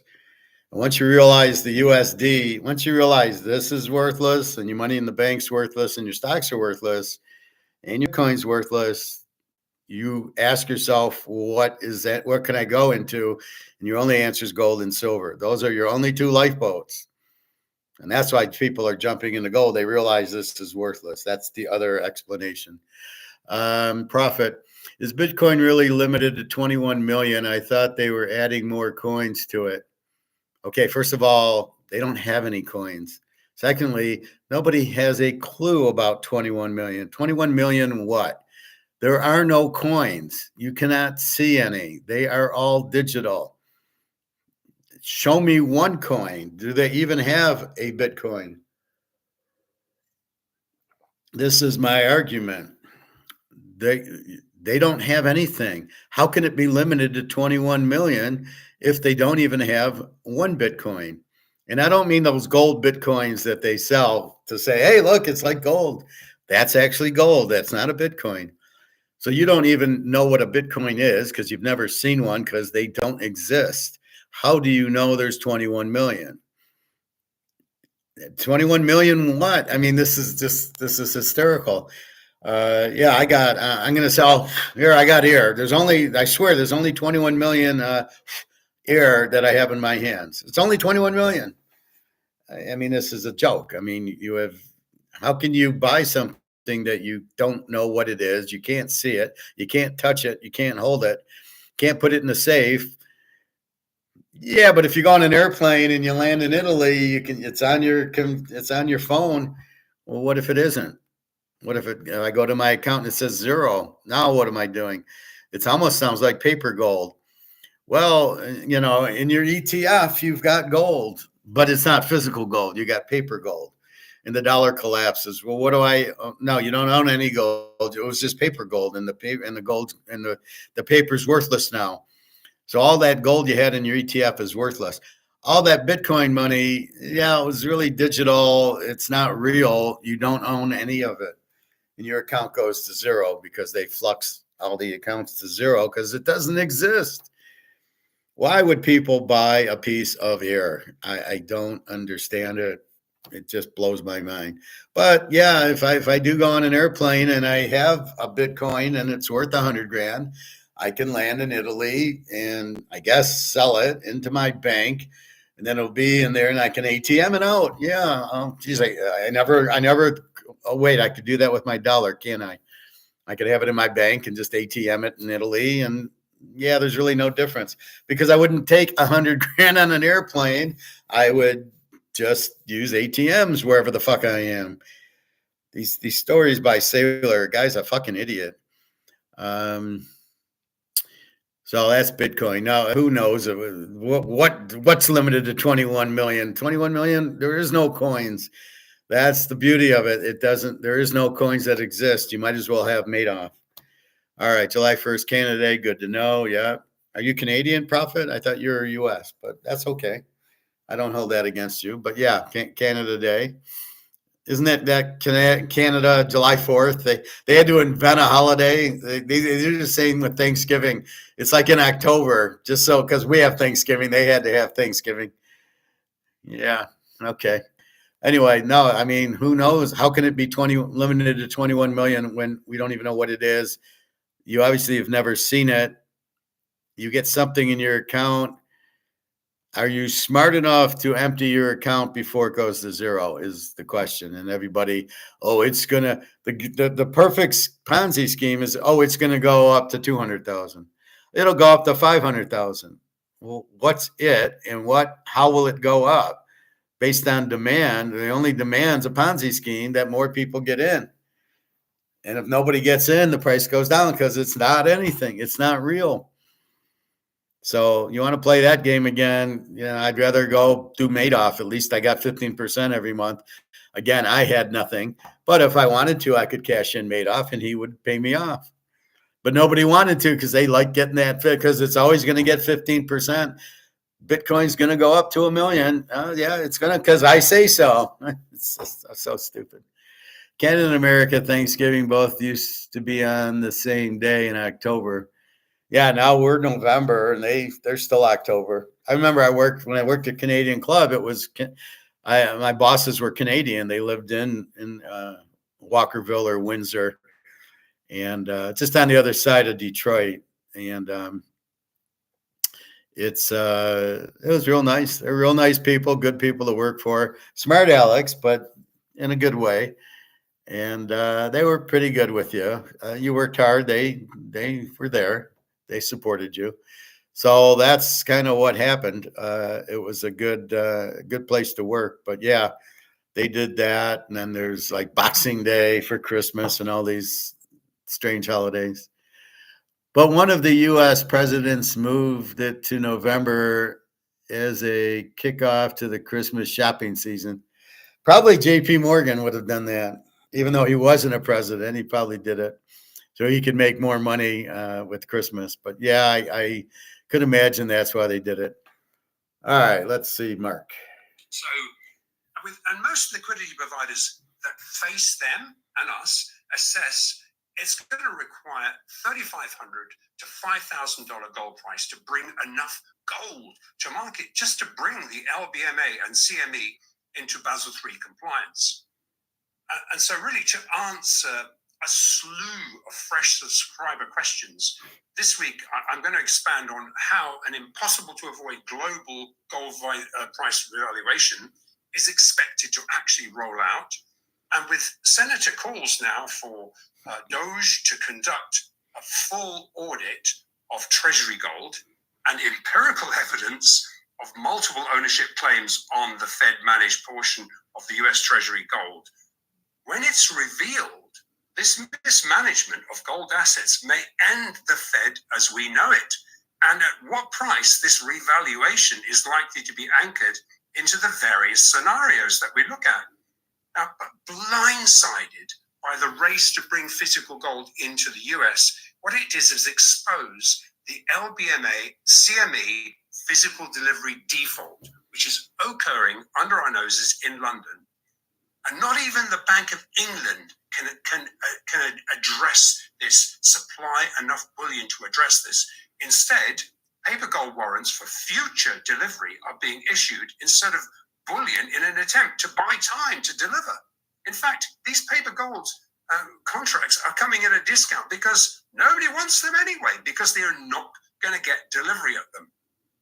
However, because these are forward contracts, if it was an FX contract, it'd be deliverable. There's a lot of gaming going on here. However, this has driven, all of this has done is driven an even larger race to buy bullion before gold is revalued. Now, Andrew, before we started recording today, you drew our attention to the desperate LBMA attempt to try to play down the physical supply shortages. They presented a video that attempted to spin the idea that these shortages were temporary and purely tariff-related or tariff rumor-related.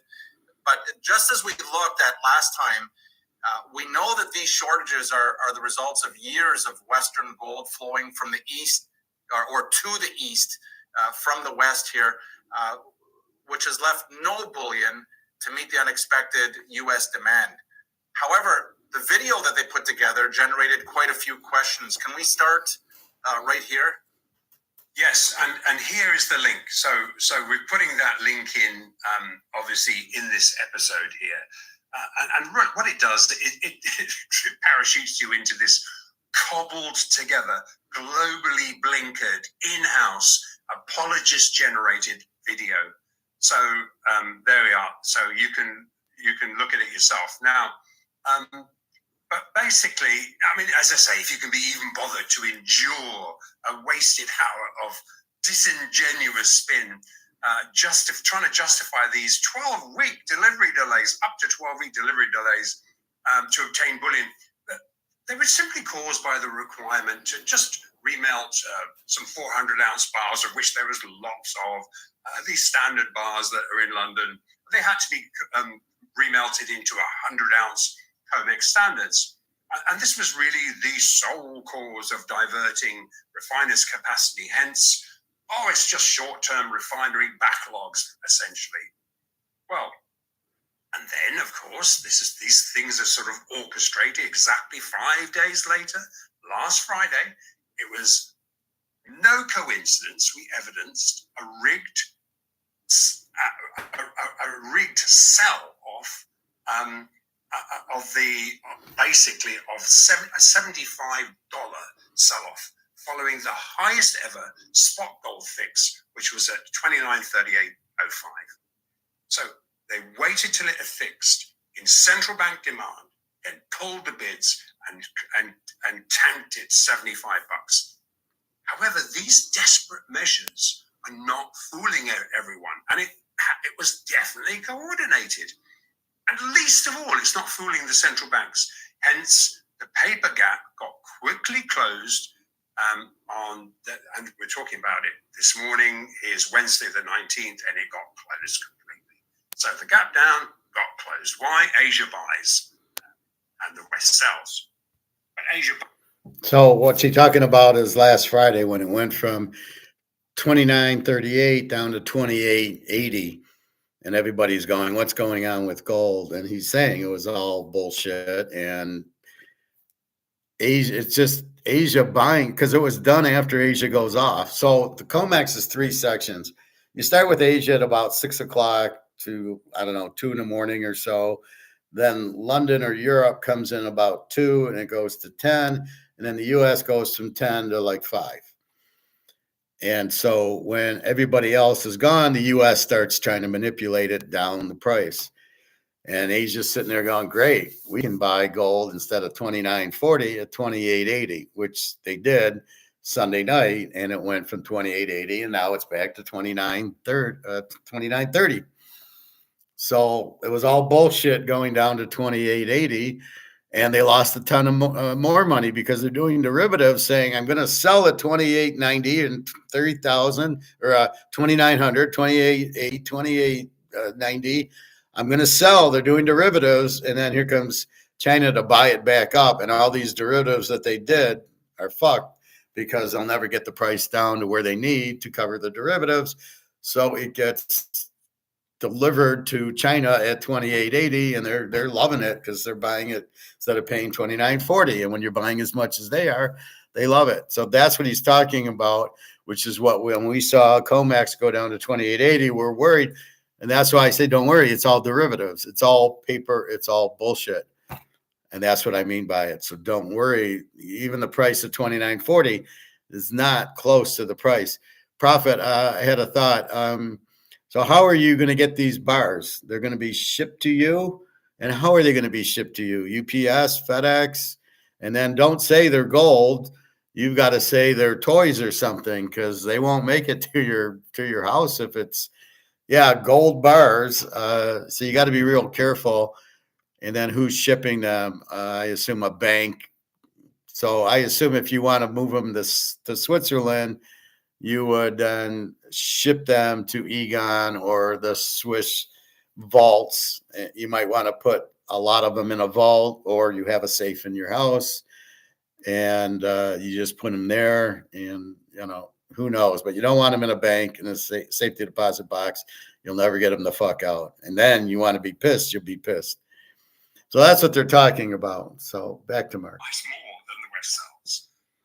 So the elephant in the room is that the London physical trade is just no longer recognized as the globally centralized physical trading hub that it was before Basel III NSFR compliance enabled decentralized physical T+1 delivery, meaning if you buy foreign exchange gold, it is T+1, next day deliverable, has to be backed under these Basel III standards. So basically, before Basel III was instigated, they could just keep on doing this, but it's now become decentralized. And so it's no longer in their sticky little hands. And so really, this then enables Western gold orders, and largely Western gold orders, to directly flow into physically settled, brick-centric global exchanges. Now, no matter which way you spin it, global shortages are evidencing bullion banks racing to cover comex shorts. And despite the fact that the 400-ounce standard bars of equal 995 purity can be settled on the comex without actually ever leaving London, nothing in this presentation explains or how spiked higher lease rates to lend gold are actually not incentivizing fresh gold leasing. There is a race to repay existing leases. Nobody wants to take on this sort of risk.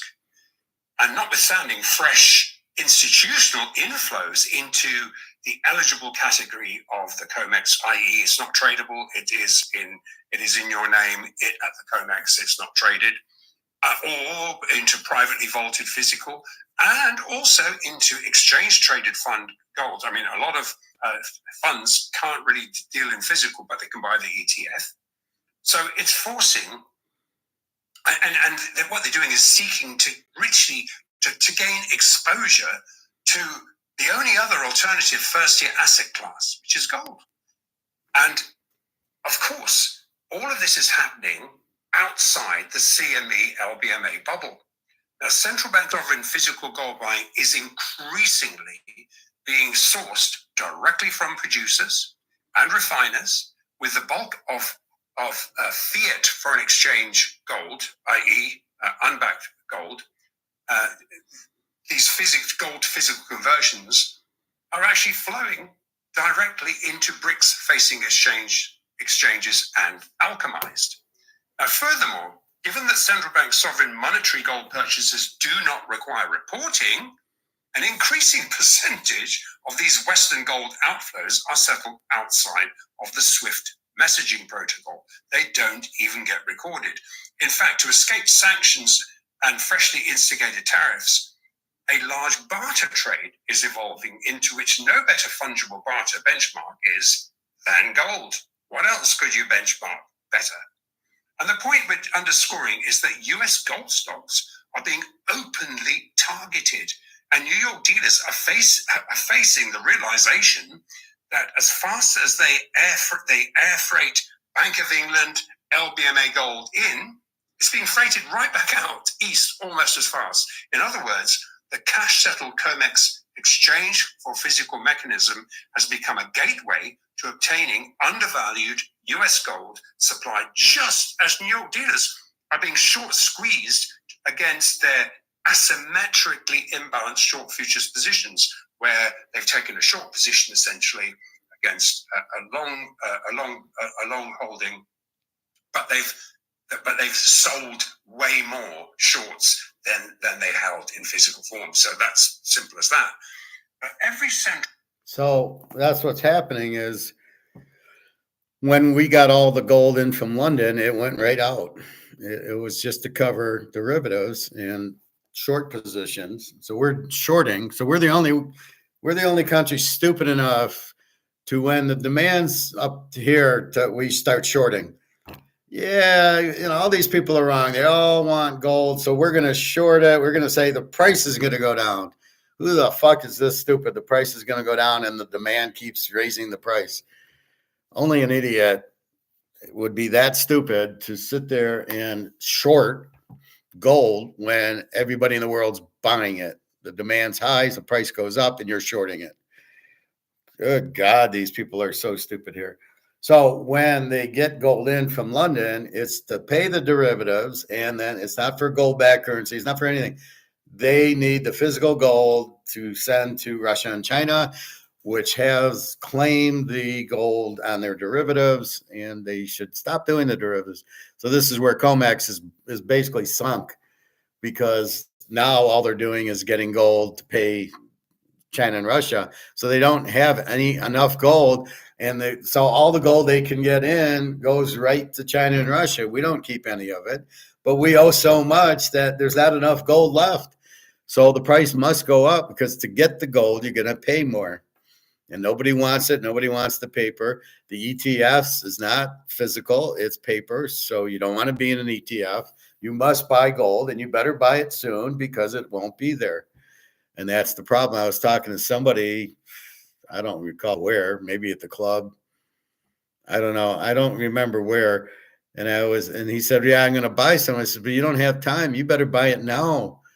You don't have time to wait. It's not going to be there, because any physical coming in is going right to China. And so if you're at the coin store, you're basically fucked. I mean, that's all you got is some guy selling his gold and silver to get money to pay bills. And that's what my guy has at his coin store. Nothing new, just stuff that people are selling because they think it's at the all-time high. And I don't want to hear all-time high. That is paper all-time high, and we don't give a fuck about paper.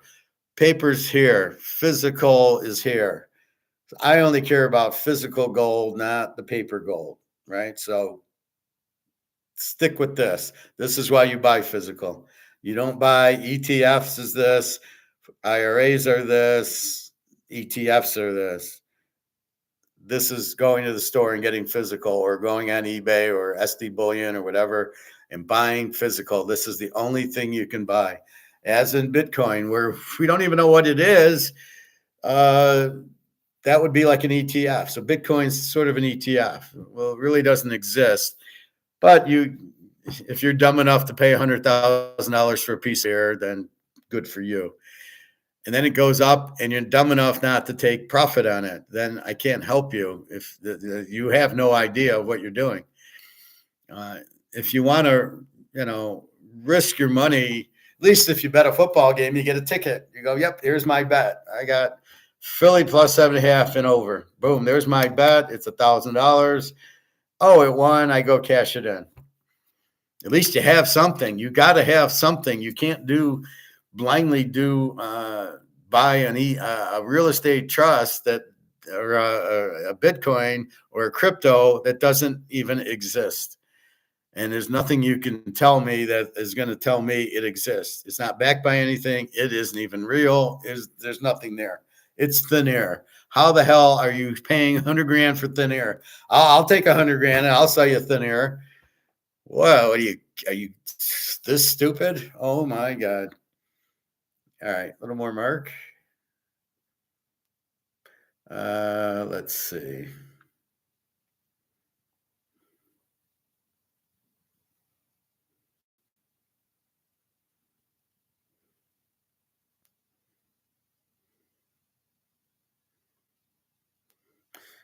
All right, let's go to, we'll jump to further in the game. We'll jump to the fourth quarter. To $5,000. All right, Andrew, just as you predicted in our very first episode of Besson, monetizing US Treasury gold is backed up by well-connected first-tier liquidity providers, and the necessary audit to do so will expose the full degree, of how much the Fed is on hook for double ownership claims, which, although it's a long shot, this may ultimately provide Trump leverage to end the Fed. We all know that was a goal which seems an impossible goal. But if you've got corruption, if you've got mismanagement, there's leverage.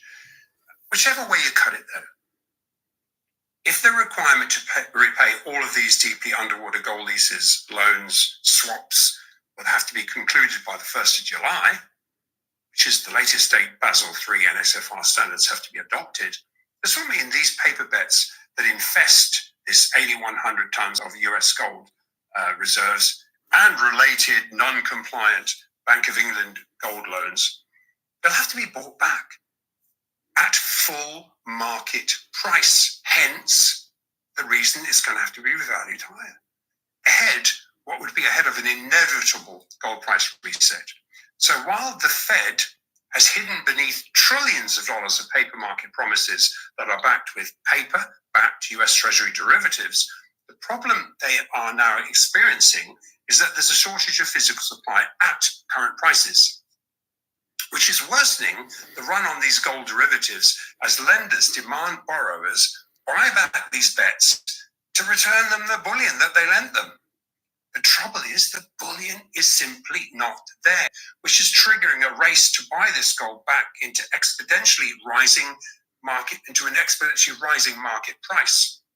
In turn, it's drying up the offer to even sell gold, risking a more severe bid-only short covering rally.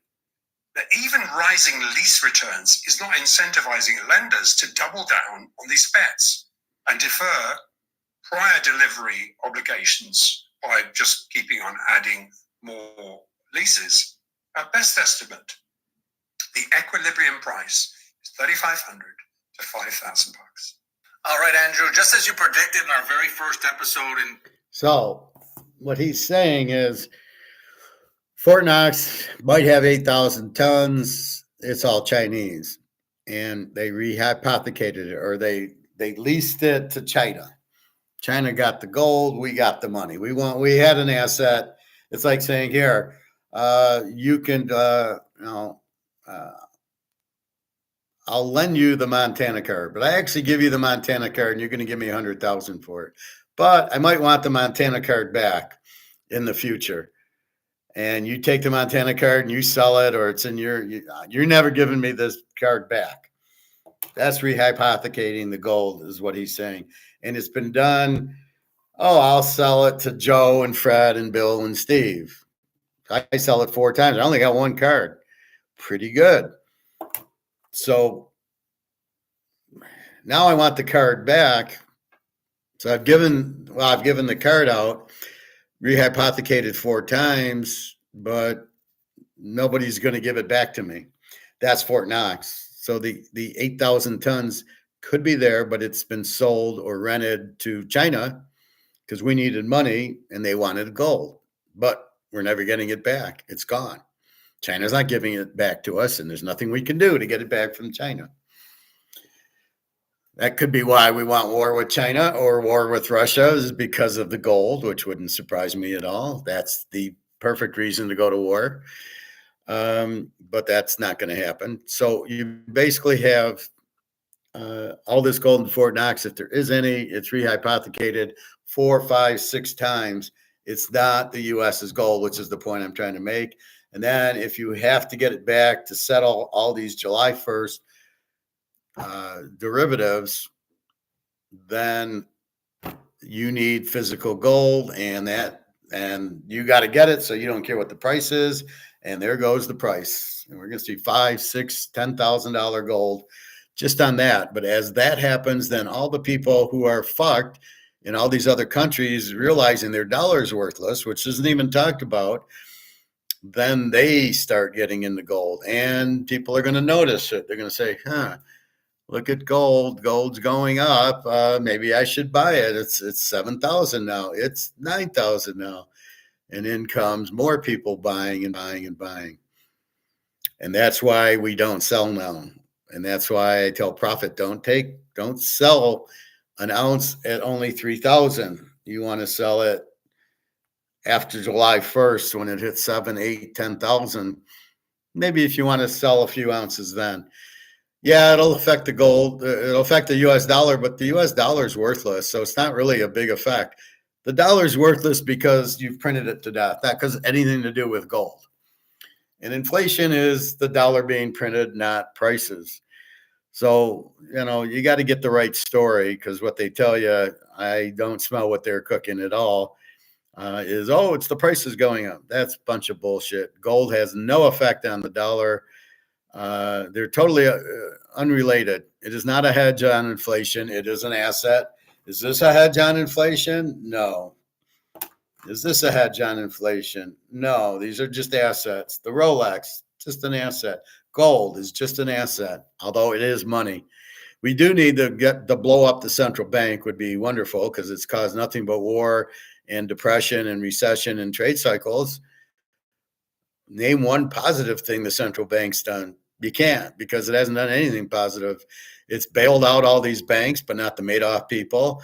It's created a lot of inflation and a lot of unemployment because of the trade cycle.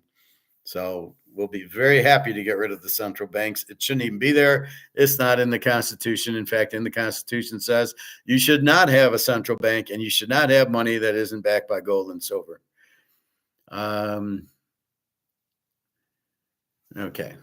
Now we're going to get into, it's going to break it down, and then he's going to talk a little silver. 2025. That's the episode back in January. All the pieces of the puzzle are finally coming together. And it amazes me how few people understand that despite gold making all-time highs again and again, even today, all-time high, it's still grossly undervalued. Now, for our new subscribers and for the Live from the Vault community members, now, we've already talked about this. Encapsulate why gold is so undervalued, even at these prices. Suppressed. Yeah, absolutely, Shane. Actually, it's really quite straightforward, because gold used to trade as a foreign exchange cross against the dollar. So the gold market has historically been manipulated by the United States to maintain the dollar's dominance in global reserves. So namely, keeping gold financial reliance on the debt-backed US Treasury securities. It was competing. However, and as we've been following for 2 years now, all this changed on the 1st of January 2023, when the Bank of International Settlements reclassified gold as a competing first-year asset class. For the first time in history, gold challenged the dollar's over 50-year exorbitant privilege, providing global central banks a sufficiently liquid alternative dollar investment vehicle that restricting the Fed's ability to fund its growing budget deficits. And this was the exact point the European Global South, facing Bank of International Settlements, short-covered the last remaining 500 tons right there of accrued gold swaps and leases, leaving the US and the UK central banks as the only remaining central bank trying to cap gold against the dollar into continuing efforts to tamp down a rising gold price rivaling the US dollar. Up until the 1st of January 2023, Basel III compliance, spot FX gold had traded on an unallocated cash settled basis. And as with every other foreign exchange cross, long or short positions could be cash settled amongst the LBA market making bullion banks, with only a tiny percentage of these hundreds of tons of foreign exchange gold traded every day ever physically delivered. And the reason the remaining two central banks, which is the Fed, the Bank of England, have not yet been able to comply with freshly instigated global Basel III NSFR structure, physically backed structure, where all FX gold positions have to be physically backed, basically, is because over 50 years of accrued price suppression, which required central bank physical gold to be borrowed and sold into the marketplace, every ounce they sold into the market has completely disappeared. And as we highlighted in granular detail in our last episode, these Bank of International Settlement leases had to be repaid to the Bank of International Settlements at ever higher prices. But there was no way of buying enough bullion to repay 50 years of accrued, severely rehypothecated US and related Bank of England gold leases without triggering this revaluation event. Now, look, no one knows the degree of rehypothecation relating to this 100 tons of US gold. People say, is it even there? Well, it's probably there, but who really owns it? That's the question. Therefore, it's not possible to estimate how much gold has to be bought back at market to repay these double ownership, triple ownership, quadruple ownership positions.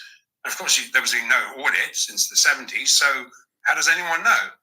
One way or the other, unprecedented paper to physical exchange for physical spreads have exposed the paper to gold abyss.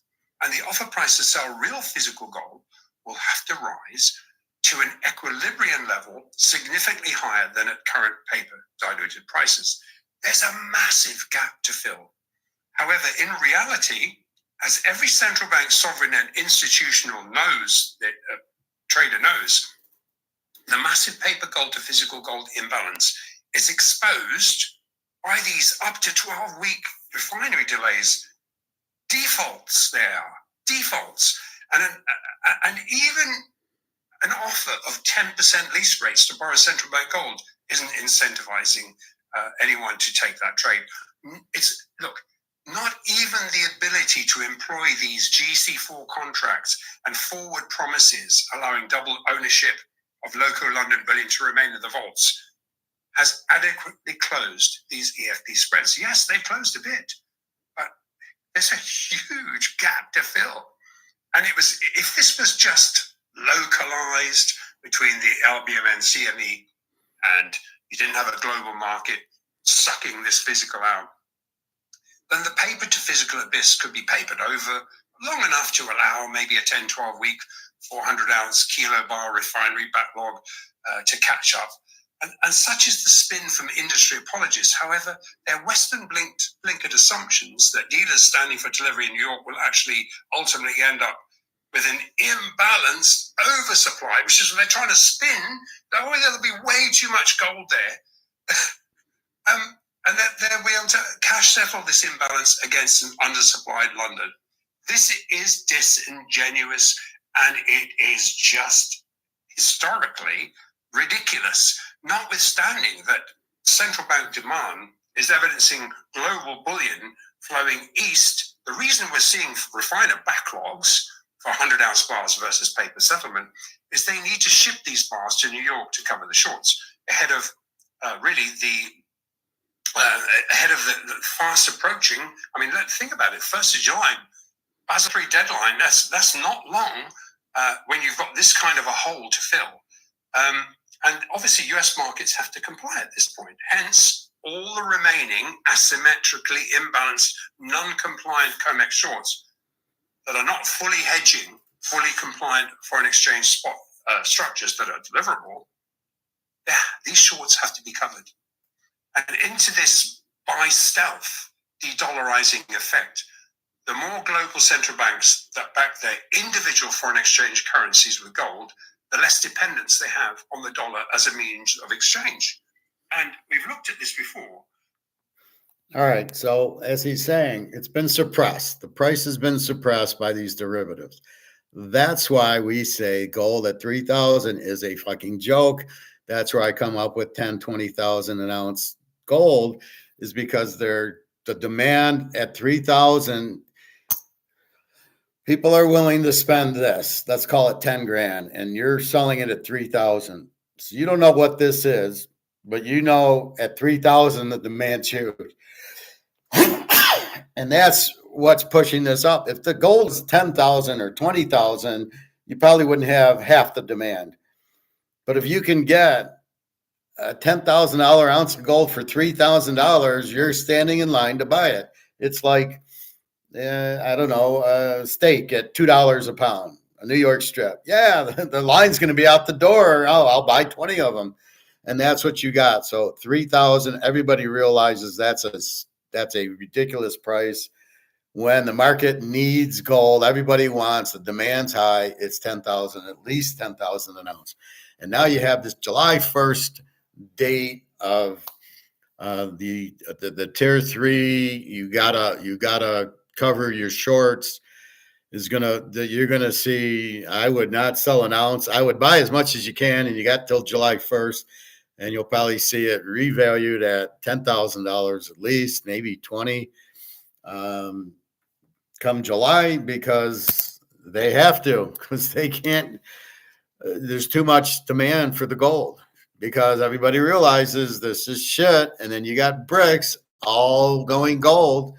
All these countries, you just added Cuba today. They got 20 countries now. They all need gold, because they're not going to, you're not buying, China is not selling Cuba anything. Cuba doesn't want Chinese dollars. China doesn't want Cuba dollars. They both want gold dollars. So they will come out with their gold-backed currency. That has not gone away.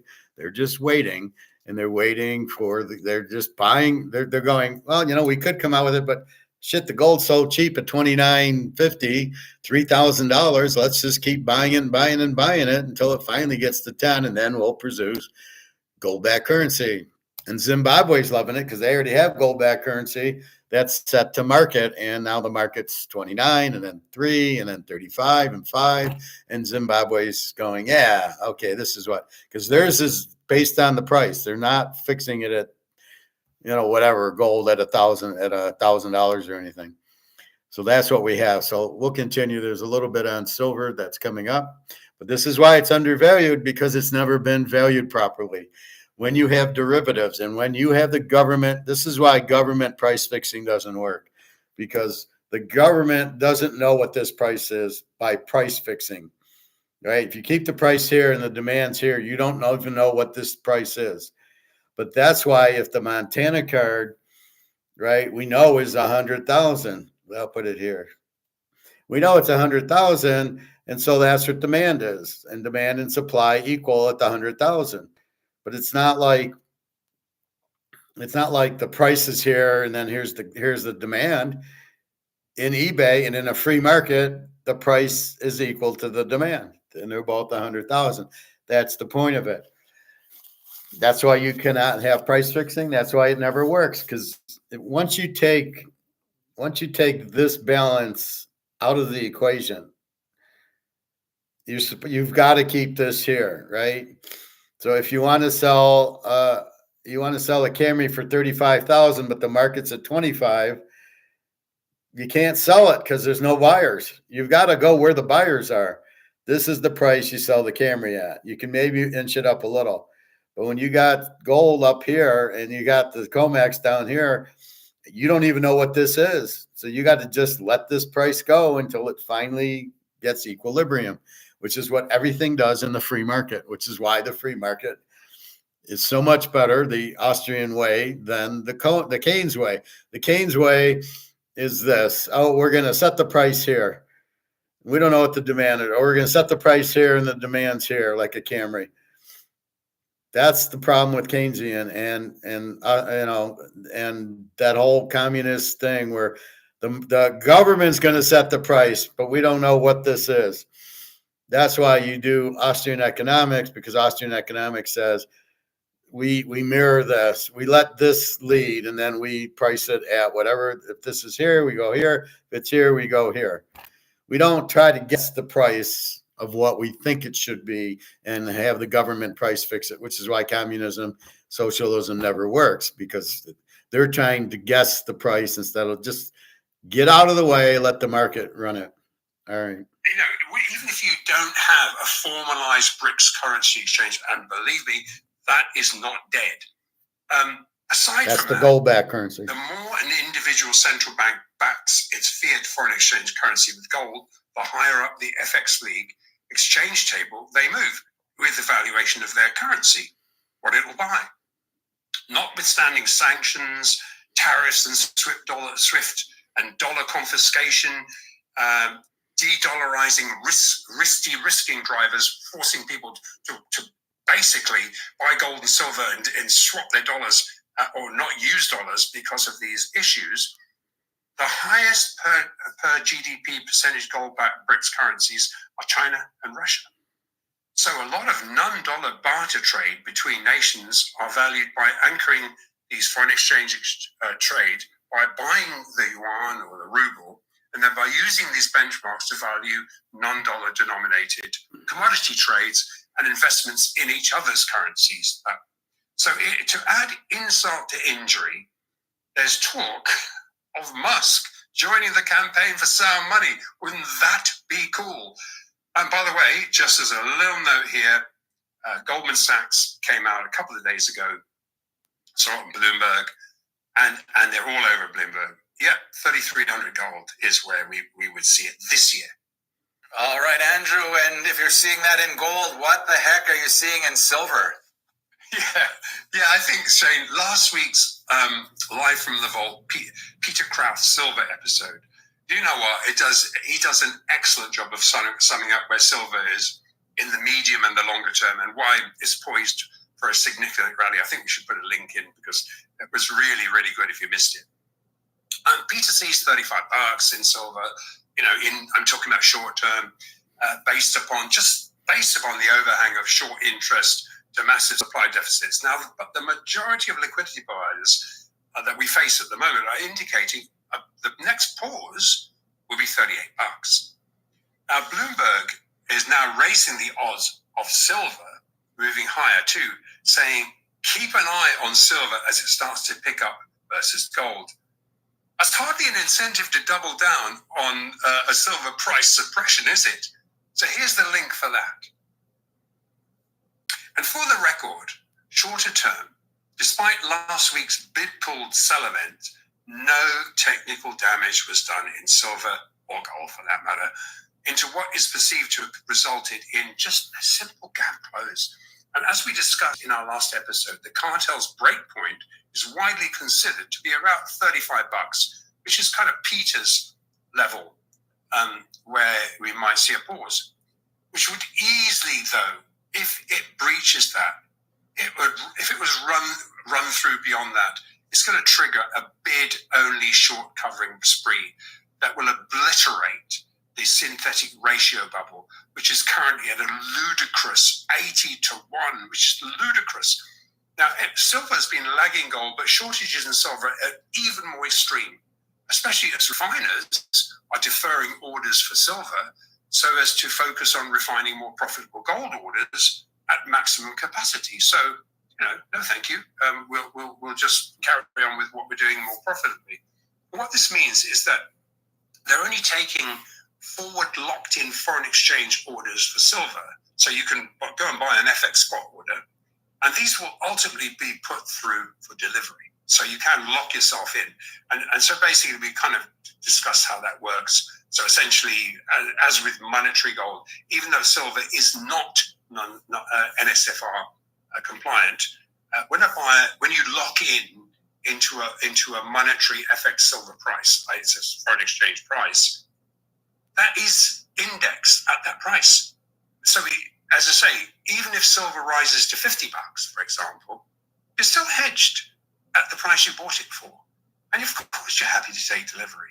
So while shorter term silver is far more inversely correlated to the stronger dollar, and you see gold rising with the dollar, and sometimes you see silver too rising with the dollar as a risk-off trade. It is far more inversely correlated. But the underlying shortages into a free float that's below threshold levels evidences silver coiling for a very large catch-up move. Now, further draining available supply, the expanded exchange of physical premiums have made air freight to the US extremely possible and extremely attractive, further sucking out supply out of London.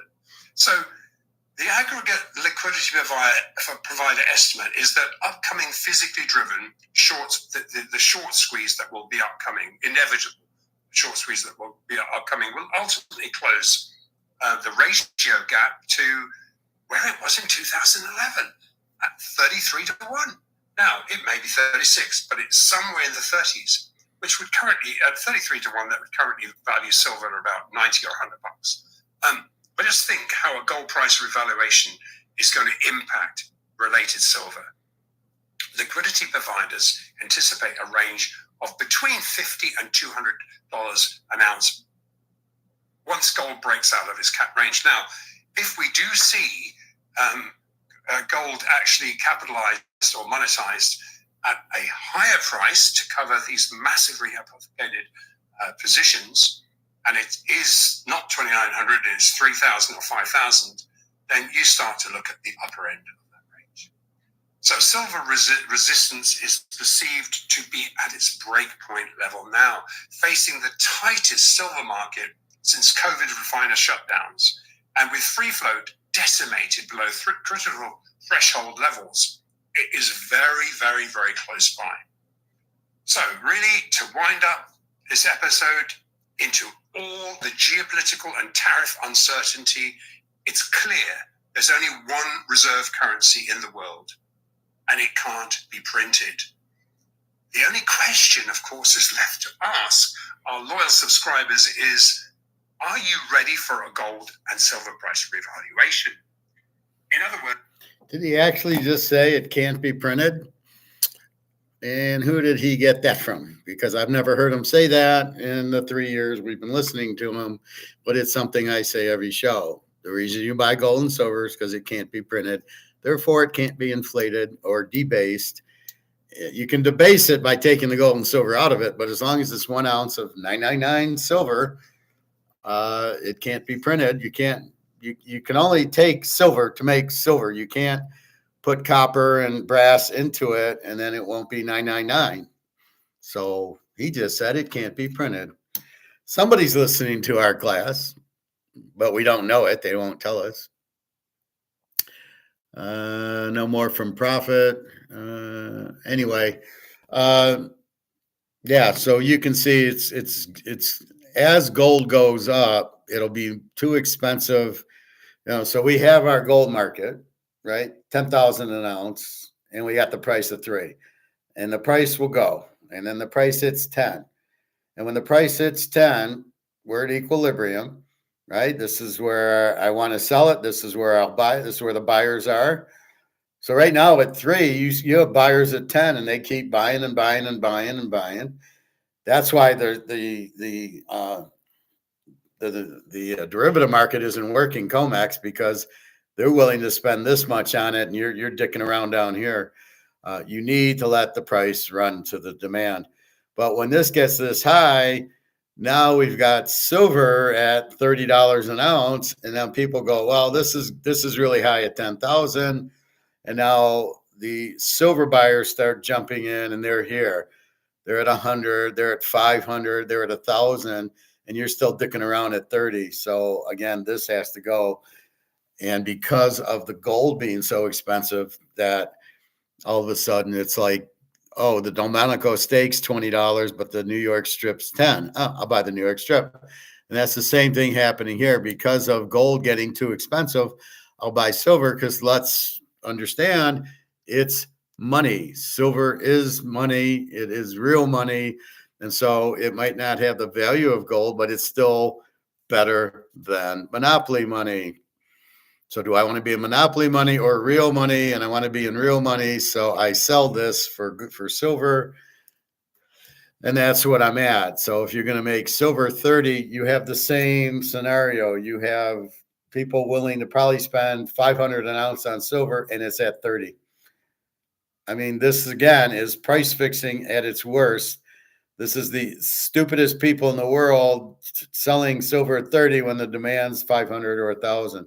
And again, it's because they keep it low because of all these derivatives where here's $30 an ounce, but they're down at 22, 23. Oh, I shorted it.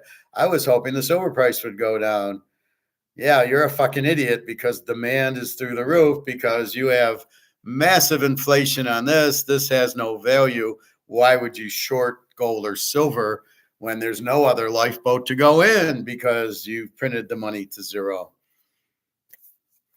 Profit. So COMEX artificially controls the price of gold. Yes, it's price fixed by the government, JP Morgan, not by the market. And that's what I keep saying. The COMEX is government controlled price fixing, and eBay is free market. This is free market. That's how it got 100,000 for the card, was free market. Whatever it would, you could sell it for. If somebody was going to buy it at 100 grand, that's the price. That's the value of the card because people are buying it at that point. But not gold and silver. They're not selling it at free market. It's not based on, like I said, me and you can go get 10 tons of gold and buy it. It wouldn't move the price. Or we could sell it and it wouldn't move the price. The price is only moved by derivative actions, by options, by COMEX. As he said, people are going to the mines to buy gold and silver, or silver. They want to go to the gold mine. They want to go to the mine and say, hey, guys, I need 100 tons of silver. Can I buy it from you?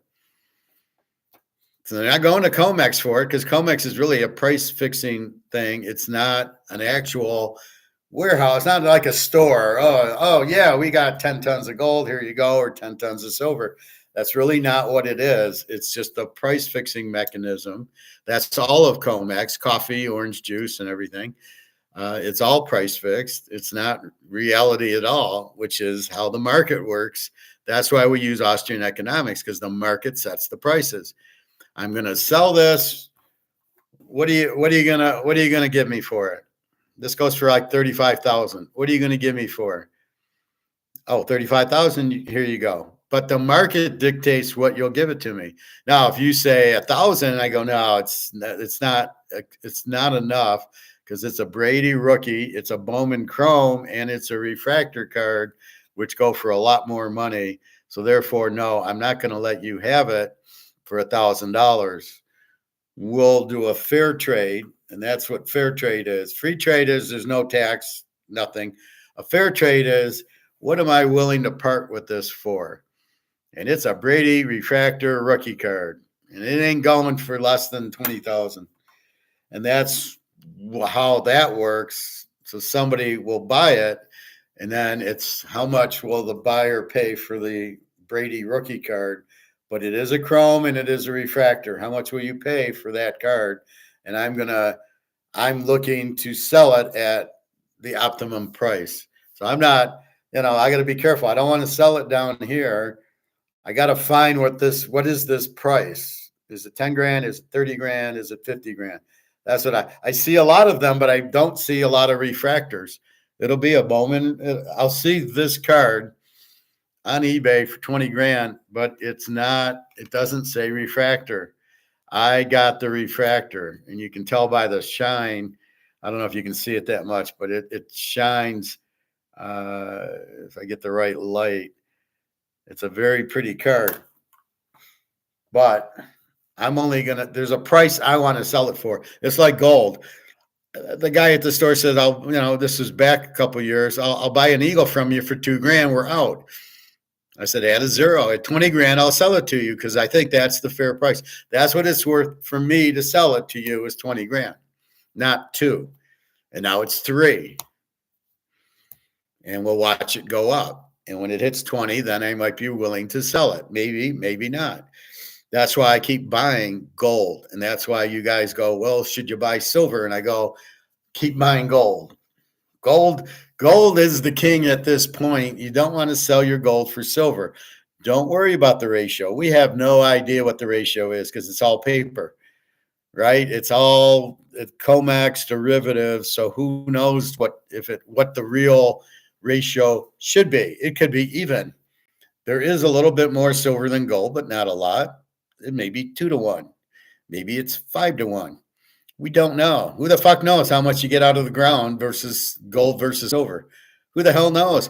But one thing is, gold you can't destroy. So gold, like I say, this could be Caesar's necklace or Cleopatra's. This could be their necklace, but not silver. You're not digging up any Roman silver because it's gone. Gold you can't is indestructible, but silver, I believe, is destructible. So therefore, yes, you can melt it, but I believe gold is the only indestructible metal, and it's beautiful, and that's why it's the gold standard. Is you can't destroy it, and it's limited. It's the perfect money. That's why I don't understand people not getting into gold and they're getting into Bitcoin because they don't understand the price fixing. They go, gold doesn't move. Look at Bitcoin, it's 100,000. Yeah, let's look at Bitcoin. Why is it 100,000 and gold's 3? What's going on there? Because Bitcoin ain't real and gold and silver is. And if gold gets too high, there goes the dollar. I don't get that thinking at all. I don't see the correlation. I don't see how gold's a hedge against inflation. It is a hedge against inflation. Is the Montana card a hedge against inflation? What does that mean, a hedge against inflation? It means when the dollar goes to zero, these don't lose value. That's what a hedge against inflation is. So gold doesn't lose its value when the dollar goes to zero. Neither does silver. So silver is a hedge against inflation because it won't lose its value even though the dollar goes out. I have something that's valuable. It's called gold and silver. Also, the cards, also the Rolex are basically hedges against inflation. And that's what you've got to realize. But again, inflation is you've ruined the dollar. You've ruined your currency. It's now worthless. And inflation is the dollar is going down. It's weaker, it's weaker, it's weaker. And don't get fooled into believing it's got anything to do with prices. It has nothing to do with prices. It's printing the money, making it lose value. The effect is prices cost more because it takes more dollars to buy a Coca-Cola or a steak or chicken or tuna or, gym shoes or, electricity, whatever it is. It costs more because the dollar's worth less, which everybody goes, oh, prices are going up. No. It's the dollar has lost more value. And my argument is it's already zero. The dollar has no value right now. What is 1% versus 0% value? I don't think so. So yeah, we're able to go buy groceries with monopoly money. We can buy gold and silver with monopoly money. Thank you very much. But we know it's not worth anything. They don't know it's not worth anything, but we know it's not worth anything. So this is why I argue about holding on to your $500,000 401k or your $1 million 401k. You're sitting in zero. That's what I love about Warren Buffett. He's got $200 billion of monopoly money, only he's too stupid to understand it. So when he goes to zero, I will be laughing pretty hard because he's a moron and everybody thinks he's so smart. I'll have joy over Gates and all these other idiots watching their fortunes go to zero. But that's what it is. It depends what you're holding. So if you had 200 billion of these, you'd be fine. But 200 billion in this is worthless. It's not worth anything. It's like a Bitcoin. It isn't even real. It doesn't even exist. You're being scammed with Bitcoin, just like the One Queen and all the other cryptos that go bankrupt, and the Sam Bankman-Friedman and the Jim the Anvil Neinharts and all the other Ponzi schemes on digital and the monkey faces. Name one that's ever worked. And for some reason, Bitcoin works. None of the others have worked, but Bitcoin seems to work, even though we don't know what it is. It has no value yet. Somebody's willing to pay $100,000 for air. Well, good for you. And when it crashes, that's a shame. Anybody stupid enough to buy air and pay $100,000 for it gets what they deserve, just like Madoff. Although Madoff at least pays you, so I don't have a problem with Madoff. And that's the difference. Yeah, comex artificially, yes, it's government price fixing is what comex is, and it won't last because it's international. It's China and Russia and India buying gold that fucks up comex. Comex was never set to be a a place to buy and sell. It was just to price fix. It was to keep the gold price down. That's the whole point of comex, but it wasn't meant to play with physical. And now that the physical is coming, taking delivery, comex is showing you it's blown up. So it is gone. Is that Joe Montana card you have really worth the 100K? If it's a PSA 10, yes. I got to get it graded, but I will show you.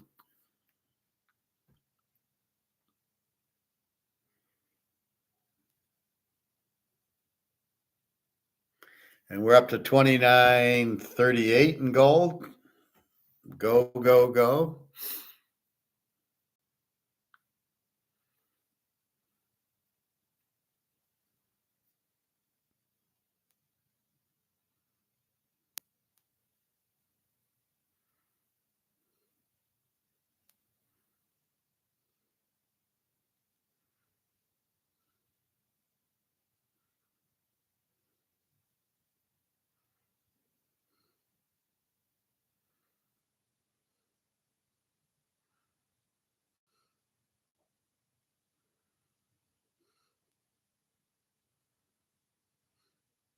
Well, I can't show you because I don't see it. Must have come off of auction. So, for example, I have this card too, Jerry Rice, 105,000. I have that card, but it's got to be PSA 10. And if this is a 10, then it's worth like 105,000. But it's got to be graded 10. And this is a very strong mint card. It needs to be graded. But my fear is I send it in the grade. It's a 10. They take my card. The guy just made 100,000 and he gives me an 8, which is worth 5,000 or something. So that's my fear of it. But here's the Rice rookie, which I also have 105,000. Let me see if there's any Montanas.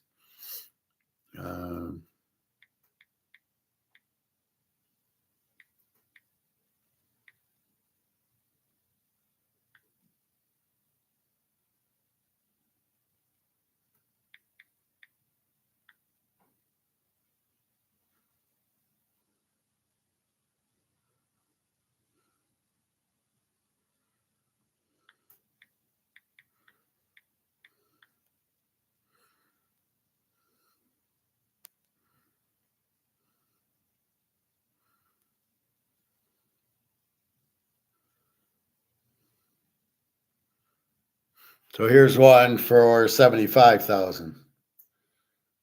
PSA 10 Montana rookie. So I've seen it in many. I've seen it for 100,000. Let me see if I can get 100,000. So what it shows you is there's different markets. Could be 75, but in this market it's 90. In this market it's 120.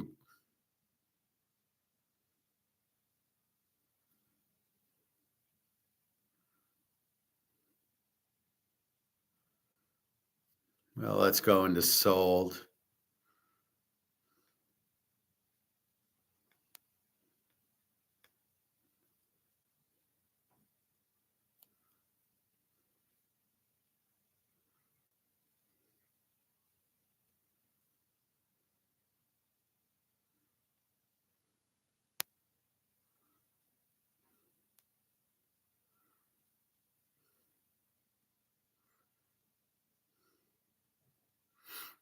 No, I don't know where those auctions are.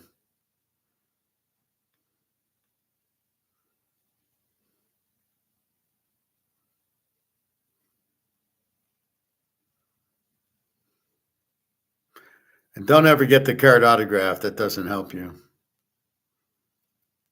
So I don't see it there. I do show you the Rice for 105, which is very similar. So this is PSA 10. It's got to be graded PSA 10 because that makes it more limited and it makes it real. Like seeing gold with a 999 on it, going, oh, okay, I know it's real. And I'll buy it because I know it's real. Where if I tried selling it like this, you don't know if it's a 10 or a 9. But if I get it graded and it does come back a 10, then I can auction it off for 100 grand, just like the Rice card. So this is the Joe Montana rookie from Topps, 1981. You can see it's authentic. Sometimes they have the reprints, but this is, you can see it says right here, 1981 Topps. You can see right there. Right there, 1981 Topps. So you know this is an 81 card. And it looks pretty fucking gem mint, centered and everything else. So hopefully I got one. When I went, we would look for only mint cards.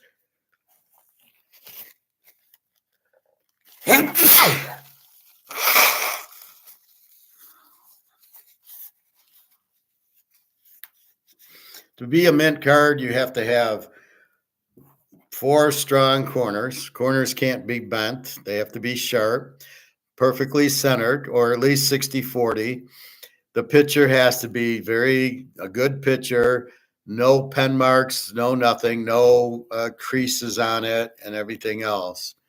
And nothing, no stains, no inks or anything. So this, you can see, has no wrinkles. It's a solid, it still feels brand new. But you can see, most importantly, corner centered, the card centered, the corners are sharp. There's no folds or marks on the card. It's perfect card, even the back. The back, I think, can be like this. This might be a little off center, top to bottom, I think, but not as, it's more the front is centered than the back. So you can see that's the original, not the reprint. But yeah, but again, it's got to be graded. So if I was going to sell it, I'd get it graded PSA 10, and then I'd put it out for $100,000. But I don't want $100,000. I want gold. So I could sell it and then go buy $100,000 worth of gold if I can still find $100,000 worth of gold. But at this point, because it's not graded and I don't trust the grading won't steal it, I just hold on to it for now. I have it, and for now, for a rainy day, if I need it, I get it graded. So that's really, everybody laughs at card collecting. And this is examples. This is a Barry Sanders, not a rookie card, but there's only 99 of them made. So it's limited. And we see what happens with gold and silver. That's limited. And that can't be printed. It can't be inflated. It could be counterfeited, but that's why they got the number on the back. It's 99. The Montana could be counterfeited. That's why you get it graded. Then if you buy it and you go, oh, it's PSA 10, then I know it's a real card. But that's what the whole point of the grading is. It proves the card's real and everything else. Never get a graded coin. So let me show you.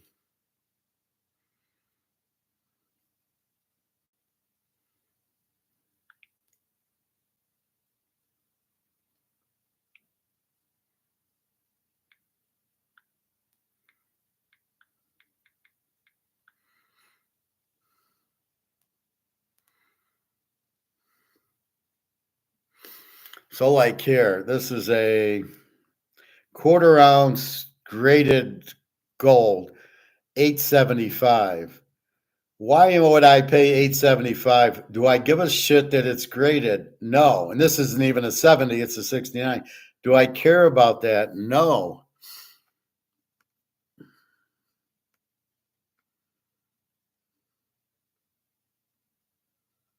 See, this, you got to be curious. Free Shield, Nude, Liberty Eagle, Bullion, Fine Gold, 24 karat. Then why the fuck's it 99 cents? I don't know what that is. I would run, not walk by it. But here's some more. Here's a 2008 Buffalo MS70, $39.25. Well, wait a minute. I can get a Buffalo.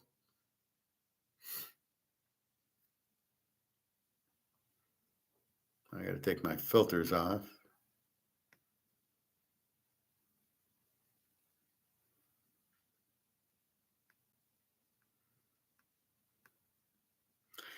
Why spend 3,900 when I can get it for 31? Our goal is to accumulate, add to our inventory. We don't care that it's graded. We don't want graded. We want a coin. We want an ounce of gold. We're trying to accumulate gold. So when it hits 10,000, now this turns into 10,000. We do not want a, we don't care about the grade because we're just buying an ounce of gold. We do not care about the grades. Don't pay more for a grade because when gold hits 10,000 an ounce, do we care that it's graded? No, we'll get 10,000 for it. Profit, are there a lot of fake gold coins out there? I would say no. Not if you buy these. If you buy the eagle or the buffalo, or the maple leaf, these are really, they're made by the mint.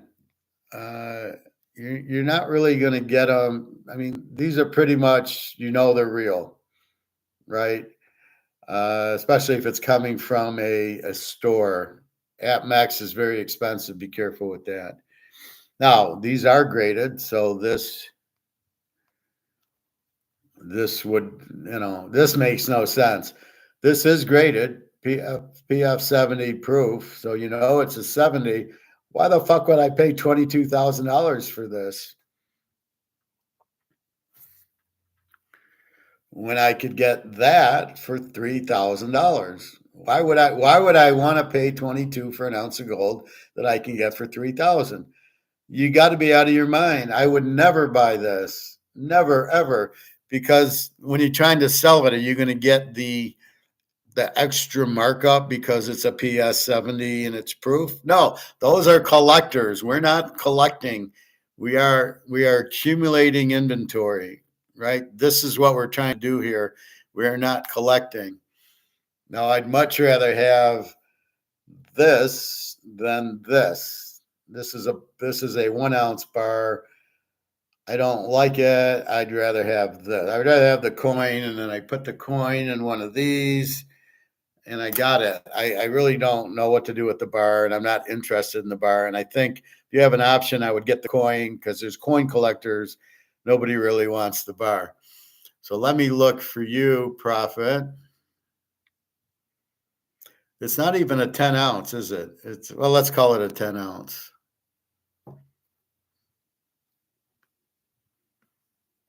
Now here you go. Here's a 10 ounce gold bar. Perth Mint, which is Australia, $30,000. This is about what you're looking at, Profit. So there you go. You can sell it on eBay. This comes in the I don't know if you'll get it in the plastic like that. It'll be an actually James Bond bar. But I would then, you could get it sliced into 1 ounces, or you could do what this is and sell it for 30,000.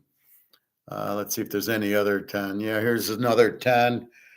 10 ounce Pamp Swiss, 29,000. Here you go. Here's a Credit Swiss one. Let's take a look at that. So that's what it looks like. 10 ounce fine gold, 999. Make sure you got the 999 on it and that. And then let's look at, that's what it looks like on the back. So I don't know if that's what you're going to get, or you're going to get the James Bond actual bar. But there's a 10 ouncer. I think you're looking at, what, 100 ouncer. Let's see.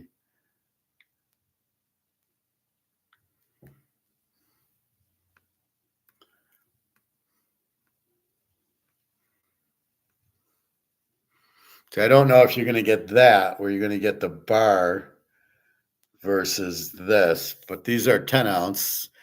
So you want to look at 100 ounce. Here's 100 gram gold bar. Let's take a look at that. These are just 10 of them. Let's see.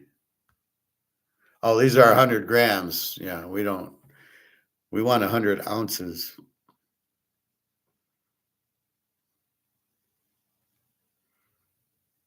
Here you go. That's a 100-gram gold bar. So again, I don't know if that's what you're going to get. Probably. But again, this is 100 grams. This is not 100 ounces. Let's take a look and see if they have, what was it, 1 kilo? Let's see if we have that.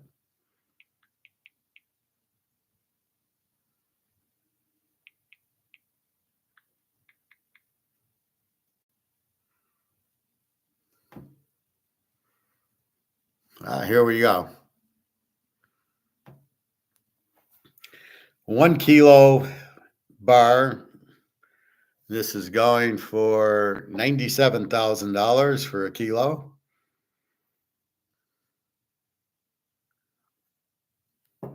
That's what it looks like. You can see how thick it is. I'm sure it's heavy. This guy's got a couple of them. So that's what you're going to be looking at. So yeah, you can slice them into, oh, there you go, 32 ounces. So you can basically have 32 ounce coins if you want, or 32 bars. I don't know. I don't know what either way, but that's what you're looking at. So you can do an eBay auction for 97,000. Pay your tax on it. Almost gone. Yeah. This is Scottsdale Mint. You can see his feedback. So this would be good. Maybe you contact them and say you want to slice it up. I'll go to my guy a little bit later.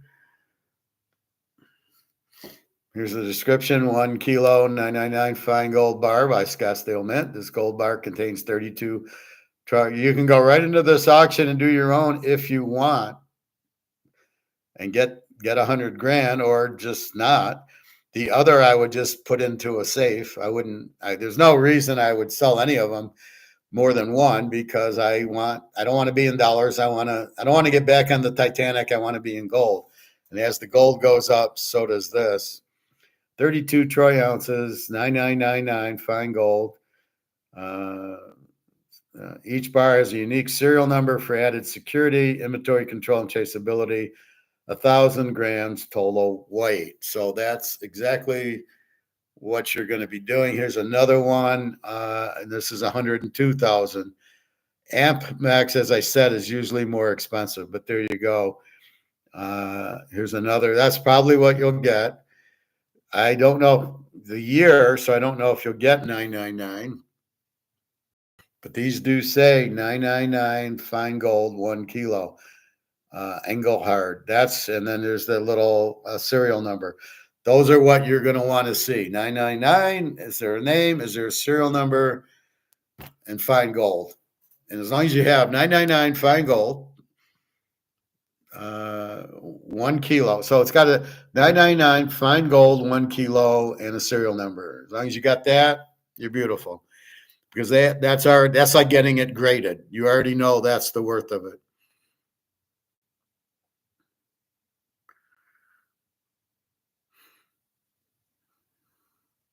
So maybe you get it cut into 32 ounces and go from there. Let's see if there's any other. Here's another one for 100,000. So you can see there's different markets. There's one for 97. There's one for 90, basically 100. I love the marketing. Well, we won't do it 100. We'll do 99,999. Yeah, I'm going to go buy it because it's not 100,000. That's what you have. And basically, you can see the size of it. So it can fit into a regular safe. It's not going to be James Bond gold. And there you have it. Here's 98,000. So you can see somewhere between 98 and 102 is what it's worth on eBay. Although here you would have to pay a commission. Here's some more at 98,000. So you can see the different things, but they all should say, here's Credit Suisse, 1 kilo, fine gold, 999, serial number. That's what you want on your gold, right? Then you know it's real. Nobody can fuck with it. It's not counterfeit. This is also Swiss. So that's exactly what you're looking for.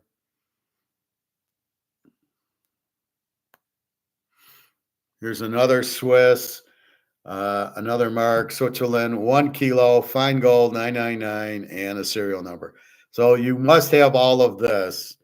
If you don't, you might have an issue, but somebody had to make it and make it that. And they certainly would have said fine gold 999. They certainly would have said Switzerland or wherever it's from. And there certainly should be a serial number on it. On the back, it doesn't do anything. It's just blank. So you're only caring about that. And you can see they're all 98.99. Here's one for 102. I can't believe all these. Here's one for 103. So let's see.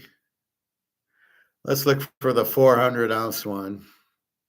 Let's look for the James Bond one.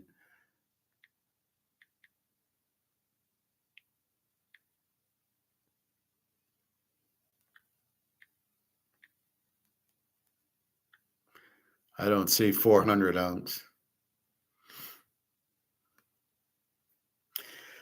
So that should help you there, Prophet. 97K is a very good price on 1 kilo. Well, I showed you 100, 102, 103. I have it valued at closer to 103. Yeah. Well, again, it's the timing of their auction. If they did the auction a few days ago when gold was 2,900 and now gold's 29, what did I show you? 29.30. So as gold moves, you're multiplying this by 32 ounces. Here's 29.38. So now 29.40. You just made money. You just made another couple grand. So now you do 29.40 times the 32 ounces, because this is in ounces. Let's see if we can do it in grams. I think we can. Yeah. So you see how it says ounces there? Let's go to, oh no, we want to go to kilo. Here's kilograms. That's a kilogram. So it's 94,000 a kilogram. But you got a kilo. I don't know, is a kilo and a kilogram the same? But you can see it's 94,000, but we can go, yeah, we don't want grams. Yeah, so it's basically times 29.40 times 32. Silver's still sitting at 32.73. But that's what you can do. So if I'm on eBay wanting to buy this, I see what the others are going for, and I see 102, 103,000. And the problem is, if you put it out and then it gets revalued, you gotta cancel the order. You gotta. But what I see some do, JM Bullion, he'll sit there and he'll put it out, and then it jumps up 100, and he just says item out of stock. So he's fucking around with everybody saying the item's out of stock because he doesn't want to sell it at 2,800 if it's now 2,900. And so you're looking at 102, 103. But again, you've got a lot of them. And my point is, you wait till July 1st, and this will be 7,000. Let's say it's 6,000 an ounce. So now your 103 is 206. And that's the money. There's no way this can go up in value. At best, this stays at 1, but we know it loses value every day because they keep printing it. Social Security, Medicare, they got to pay the debt. They got to pay all the government spending. This can only go down because they have to print more to pay for all the government stuff. Or in gold, that's why I would never trade the gold in for the dollar. You never want to do that. Now, if you want to do something with the money, okay, sell one for 103,000 and then go do something with it. But my point is, just wait, because this is losing value. So therefore, I don't want to get off the Titanic. I don't want to get back on the Titanic right now. So the other bars of gold will only at least double, because this 3 grand is going to be 6. And when it goes to, let's say it goes to 9, that's 300,000 a bar. And that's my point. You just heard Mark Mcgwire and I've explained it better than he does. Basically, you have no demand for this, which means the price is falling, and they're printing it, and Social Security, and the military, and all that. And no matter what Trump finds, even if he finds all this bullshit spending, it's already spent. We already gave the money to the Ukraine, so it might be bullshit money, or it's a scam, it's a Ponzi scheme, whatever it is. It's already spent. And the only thing he can do is come out with gold and revalue gold at 10,000 an ounce. And that's where you're waiting, and you're going, well, my gold can only go up, and if I have it in dollars, it can only go down. Now, if I need money, and I might sell one and I get 100, or if I can wait till July 1st and I get 300,000 for it, because we know July 1st is when they got to cover all their comex. So we wait till July 1st, you get at least 200 to 300,000 per bar versus cashing it in now. Why would you cash it in now? So yeah, you're in real good shape. You won't have to work again at all, never. So that's really where you're at. And then I would just store it in a nice vault somewhere, either in your house that you can hide, and put it in your freezer and your Cool Whip boxes. Or if you want, never in the bank, never in a safety deposit box, never, ever, ever. That's the last place. Maybe a storage bin, like a U-Haul or one of those where you store your stuff. What's the cost per month? And then you are the only one with the key. And even then I would hide it. I might put it in a safe, but then I'd put something over the safe, like for a few dollars more, where it's actually the carpenter. It looks like a cookie jar, not the safe. So keep that in mind. And then you're not traveling, could you travel in the air with it? Absolutely. You could probably look small enough to put in your pocket or wear big jeans. But you have to be going somewhere that you're going to sell it. So let's say you call Egon and say, I got a 1 kilo bar and I want 200,000, 300,000 for it. He says, sure, come on, we got it. So you travel to Switzerland, you put it in the tray and just cover it up, put it in your shoe or whatever. And they don't know because they're not looking for it. And then then you put it in your pocket on the plane and you sleep with your hands on your pocket. You get to customs, you just walk through it because there's nobody even at customs. And then you go to Egon at the bank and say, give me my money. And then he gives you the money and you transfer it into your money here. You don't take the money with you. You transfer the money, which I know the guy on Bitcoin would be disappointed, but you would just transfer the money in to your bank account, or you set up a bank account in Switzerland. It doesn't matter at that point. The rest of the bars, maybe you take to Egon. I'm sure you ship them.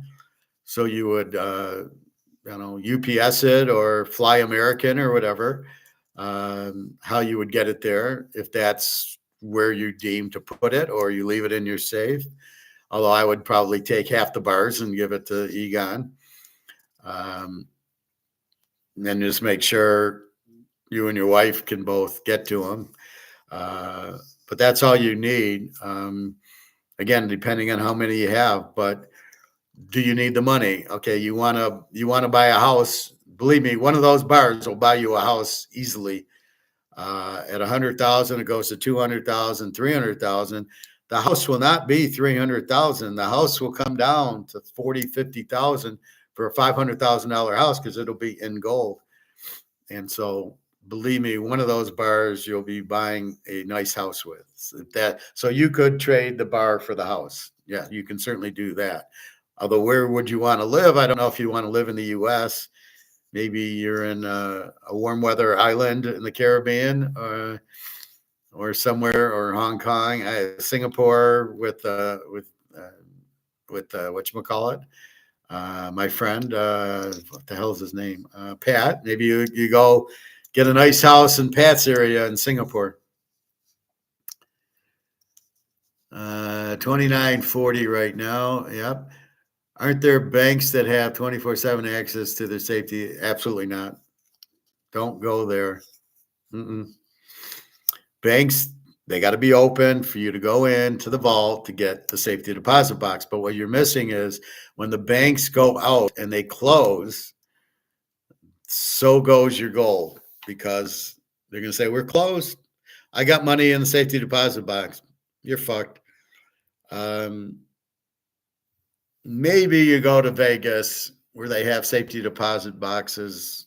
I know I've been at Caesars, and you just leave money in the box. Can you keep it there? Can you rent it by the month? Yeah, I don't live here, but I want to. Or maybe you move there and you go, yeah, I want to. Can I rent a safety deposit box by month? I live here, and maybe they have it because they want the income. That would be the only place I would try it. Would be there. Otherwise, there's no way you can trust the bank. Don't even go there. It's not 24/7. Not at a bank. Now, maybe there is places that have a safety deposit box. I would be much, probably more safe in a U-Haul or these storage units, right? You ever see that show, Storage Wars? And it seems to be locked, and they seem to only they have to cut it open, and then you see what's inside. And so that would be what I would do, is put it in there. Otherwise, but I think it's probably fine in your safe, or maybe a little in your safe. Well, that's different because you got such big amounts. My safe's got ounces and quarters and stuff. So, versus if I had, 1 kilo bars, I don't know how many I'd leave in the safe because there's no reason for it. I'm not gonna. When you're dealing in ounces and half ounces, it's one thing. I might need a one or two. Like when I met Jenna, I give her an ounce. But with the bar, I'm not giving Jenna a bar. Yeah, here's a kilo, Jenna. It's worth 100,000. She'd want a ring, though. Give me a ring. Well, here's a kilo. So, yeah, I think you'd probably want that off-site and somewhere safe, where you got the only key in a safe, or a vault, but not maybe at Egon's in Switzerland or somewhere like that, where it might be safer. But you definitely don't want it. No, not at a safety deposit box, because especially at a bank or any government building, you don't want it. They'll confiscate it, or they just won't let you have it. Isn't the Cayman Islands a good tax shelter country? I don't really know. I think it might be. That might be a good place to live. Store your gold in a safe place there, or a vault. You can still vault it in Switzerland. And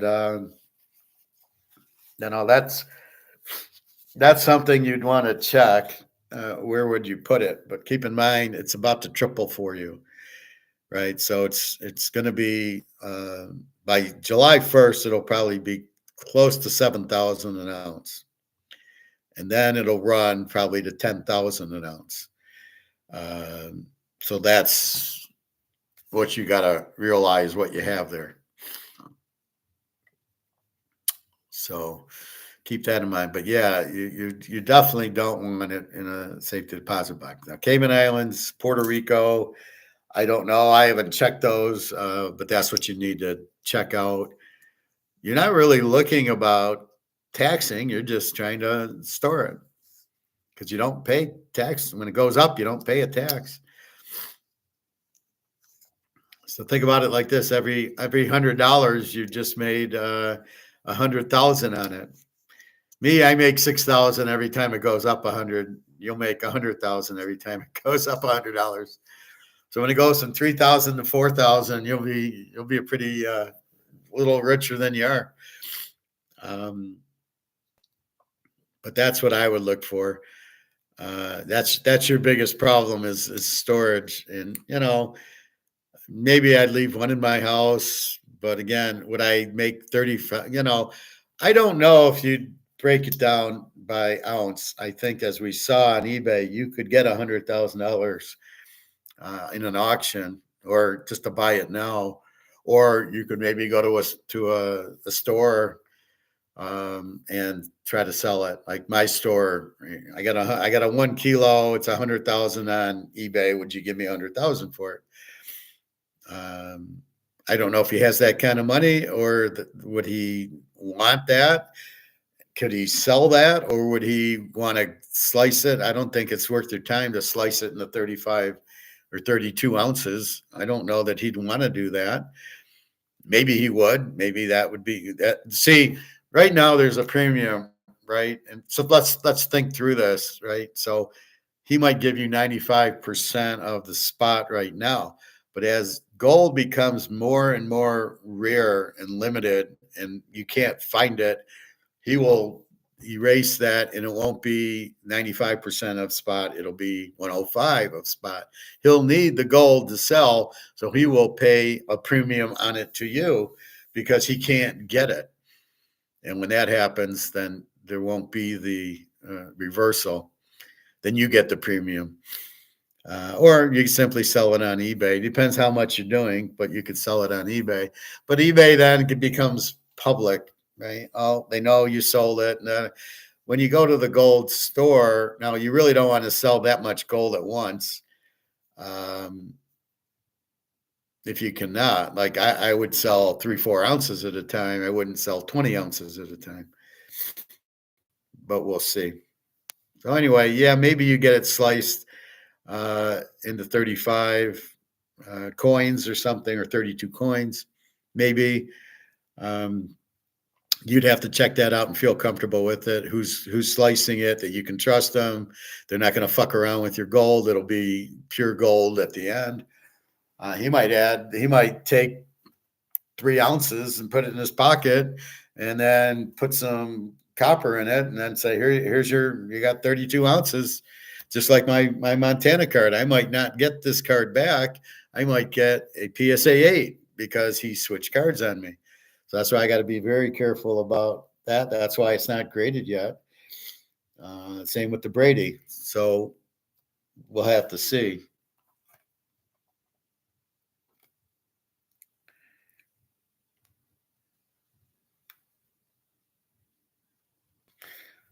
But anyway, so you have a very good problem. Check out the Caymans, or Switzerland, or some of these countries, to see where you should maybe live and where to store it if you store it. I'd probably be too nervous, so I'd probably want it near me. So if I moved to the Cayman Islands or Puerto Rico, I would put it somewhere there. But I think you're okay in your own safe. Again, be careful. If you get a really rich house, people, it's like a red flag. Yeah, I got money. So if you kind of live a little bit lower, people might not think you have money and won't bother you. So be careful on that. There's always problems with money. We know that. You're a target. So think that out. Think of your taxes. But you really want to have taxes, and unless you sell one, then you'd have taxes. But otherwise, you wouldn't worry about confiscation, and you wouldn't just keep it in a safe. Looks like they're not that big that you could throw them in a safe without a problem, if you trust that. But wherever you go, you're going to have nerves. So you maybe leave a couple at home and a couple not in a bank, but in a vault somewhere that you can trust. So that's up to you, what you are comfortable with. You got to be comfortable with it, but there's no point. You would not want that in cash. You don't want 100, or as it gets higher, 200,000 in cash. What would you do with it? Then it goes into the bank. Now you're in the system. They know you have it. They start taxing you, and the value goes to zero because it's not worth anything. So you never want to take that to go into here unless it's something you want to spend right away. Yeah, I want to buy a house. There's 100,000. There's 200,000. I buy the house. Otherwise, there's no way you want to get back. You don't want to sell 5 bars and get into this. You'd have to be out of your mind, because this is worth zero. So why trade it for something worth zero? So yeah, this is interesting, Prophet, because now we got to check really what you need to do and what you want to do. Where do you want to live, and which country, and then where do you want to protect it, and the whole 9 yards. So it's nice that she chose you, and hopefully that we can fix the dad up with Barbara O'Neill, that he can be healed, which he can. I mean, it's very easy to trust. He's got to trust that this will work and not stay on the whatever medication they're giving him. He needs to get off medication, and he needs to get off sugar. And a nice 3-4 day fast of just water and tea, no sugar, and no food, no Oreos, no ice cream. Get him off of all that shit, and he'll fix himself. That's coming from the professor. So anyway, long show today. Another problem is my girlfriend lives in California. Why is that a problem? Where do you live? And then what is the problem of her living in California? The taxes, or the fires, or the crime, or what? So I guess, what are your problems with that? It's just something else. It's not a big problem. You're in Canada, okay.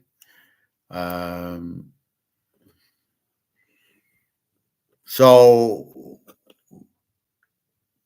I don't think if you get married, you probably, I don't know. I mean, I might marry Daria. She's in Russia. So, I think first she wanted me to come there. Now she's like, the war's ending. Why don't I come to you? And I go, oh, that's fine.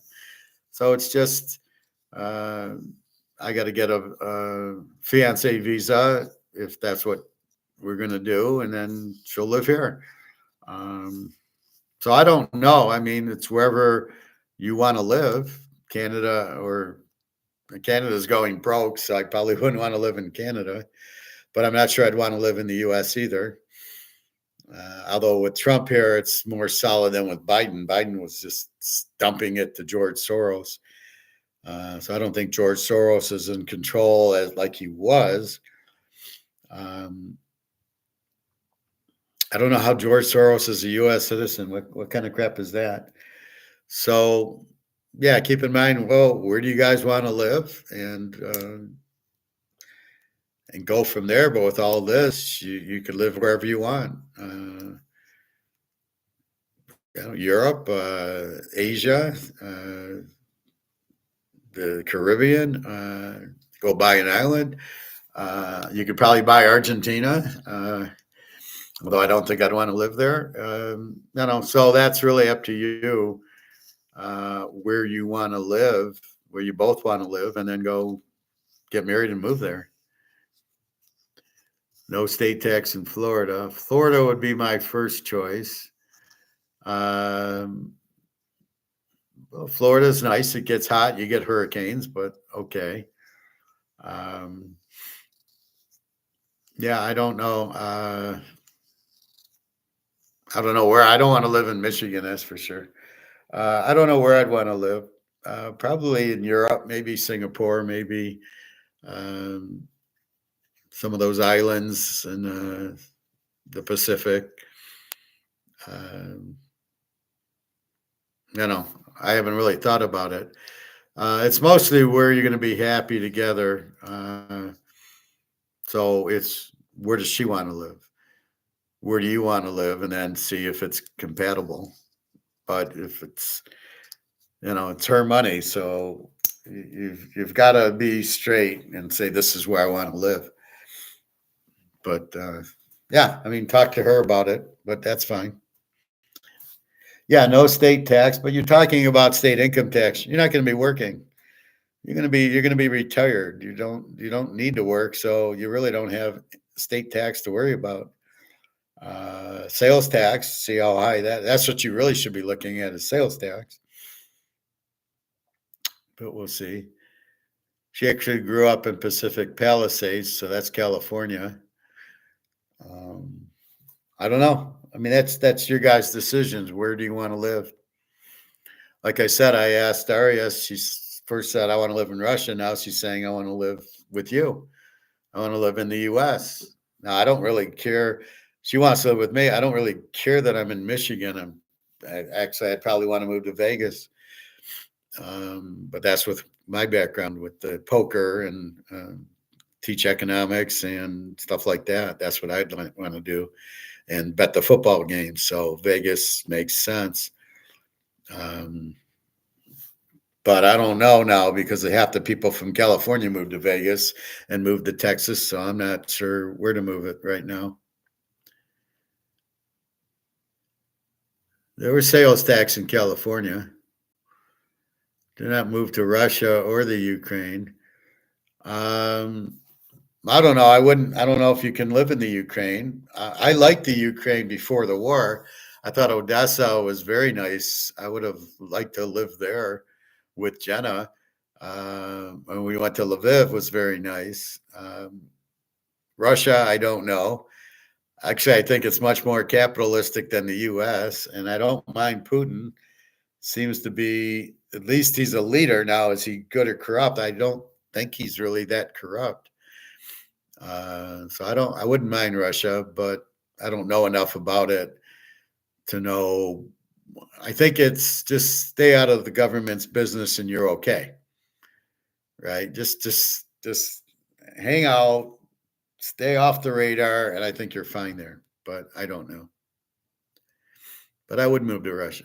Again, it's who you're with is more important. All right, it's 2:00. Time to have some lunch and go swim. It's Friday. I might get Chinese today versus tomorrow. I'm not sure. Anyway, so now we have a July 1st deadline. It doesn't matter about BRICS, but BRICS is going gold.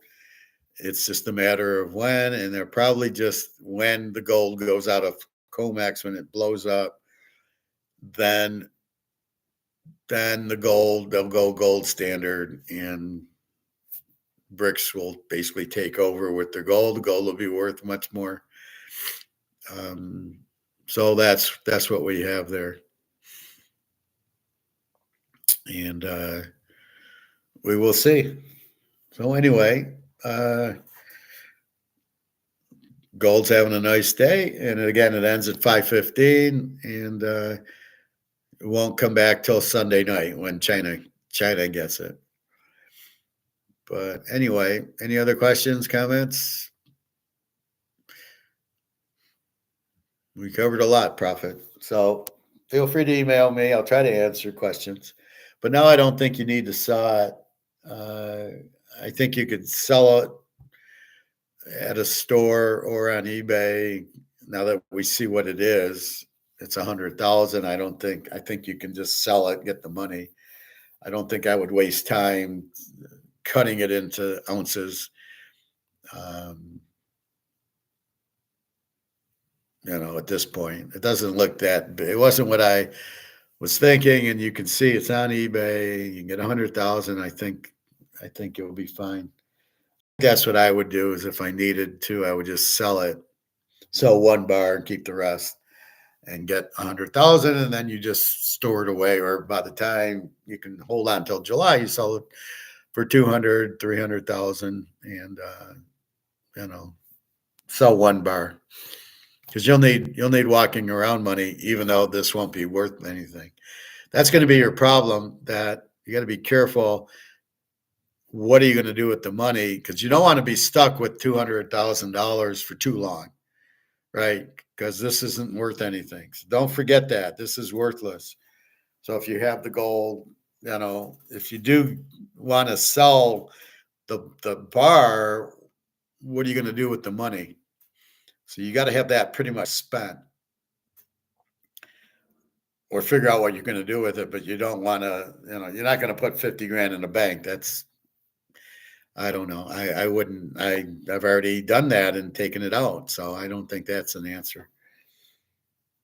But that's why only if you want to sell 5 ounces, 10 ounces, then I'd get it cut. I think they use a saw on it and stuff, but the store probably does that. You probably take it to a gold store, like my gold store, and you'd say, yeah, we can do it. And it's going to cost you this much. And you'd get 30 ounces and you'd be like, okay, fine. We'll definitely hold on to it for now. Well, sure. I mean, there's no choice. You can't get into, well, your Canadian dollar's worth less than ours. And so she's in California. So this has no value. So there's no reason to sell it for this.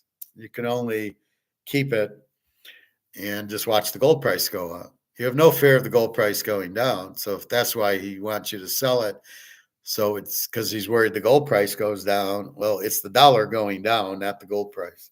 So you're fine there. You can't lose on this. And like I said, by July 1st, it'll be at least double. And this I don't know how much longer this will be around.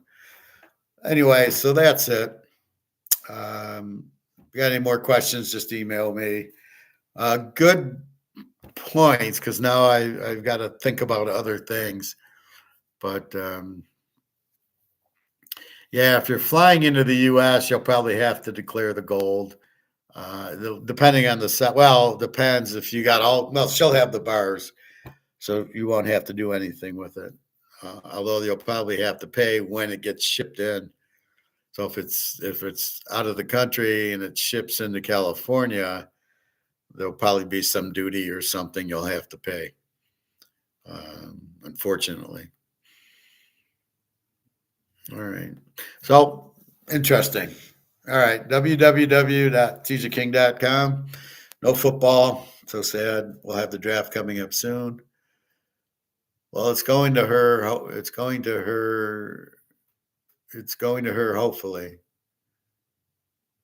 I thought it was. Where else would it be going? To you? Or I thought it was going to her based on the stipulation. So what would hold it up, I guess. It was his choice to give it to you, unless we cure him, and then he decides not to give it up. But we'll see. Anyway, I hope he gets better. Yeah. Okay, so you'll be fine. Now she's got to listen to us. You understand. Have her email me if she doesn't, but I'm not just a guy. I'm not just a salesman. I'm an economist, Austrian economist. So she should be able to believe what I'm telling her. That's what I'm hoping. Hoping she's not, I got to sell it now. No, she needs to hold it. It's going up. It'll double by July. So you get that. So you've got to control to keep it at least until then, but you really don't want to get rid of it ever. You might sell a bar here and a bar there, but you don't want to, you don't want $1 million in dollars, because it's worth it. It's not worth anything. I tried to get her to watch one of your recent videos. Ever watch this one? Because we go through most of it. I know they're long, but you can see what we talk about. And the reason it's live is so me and you can get into this conversation, which goes on an hour. Plus I show her Mark McGwire. So have her watch one, or she can email me, or she can call me. We can talk. I don't care. I'm here to help. So I don't have any skin in the game. I don't make a commission out of you holding the gold or selling it to dollars. I'm not a financial broker or financial planner on commission. I don't get any. There's no commission here. This is just teaching. This is a class. So she's got to realize there's nothing in it for me to help you. It's just because I want to help you.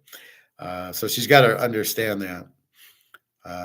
But I would not steer you. It's what I have done. It's what I've done, right? I don't have as much gold as you do now, but I have gold. I have no money in the bank. I have no money in the stocks. It's all gold in my safe and silver. That's what I have. And I'm waiting for the gold and silver to go up so I can be like you and have that kind of money. So that's what I'm doing. That's my retirement plan. But no, there's no charge, there's no fee. It's just me using my education and helping you and seeing what's going on. And that's why I show you Egon and Mark McGuire so you can see, yeah, that's what he's saying. Yeah. And the professor's saying it, and then there's sort of like a second opinion, sort of if you went to the doctor, like even with the father, I'm giving you, it's not I'm saying, but I'm showing you the doctor, which says here's the doctor telling you how to beat this and that. It's not me, but I am saying it because I found it and you might not have. So you don't know this exists. I'm just pointing out it exists. Again, there's nothing in it for me. I'm just trying to help you. So that's what she's got to understand. I'm not scamming. I'm not asking for a nickel. There's nothing I'm asking for. So anyway, that's about it. So I'm going to go swim, www.teaserking.com. You've got my email. If she wants to talk to me, that's fine. All right. So have a good day. Enjoy, relax. It's Friday, and have a good day. All right. Take care, everybody. I'll see you tomorrow.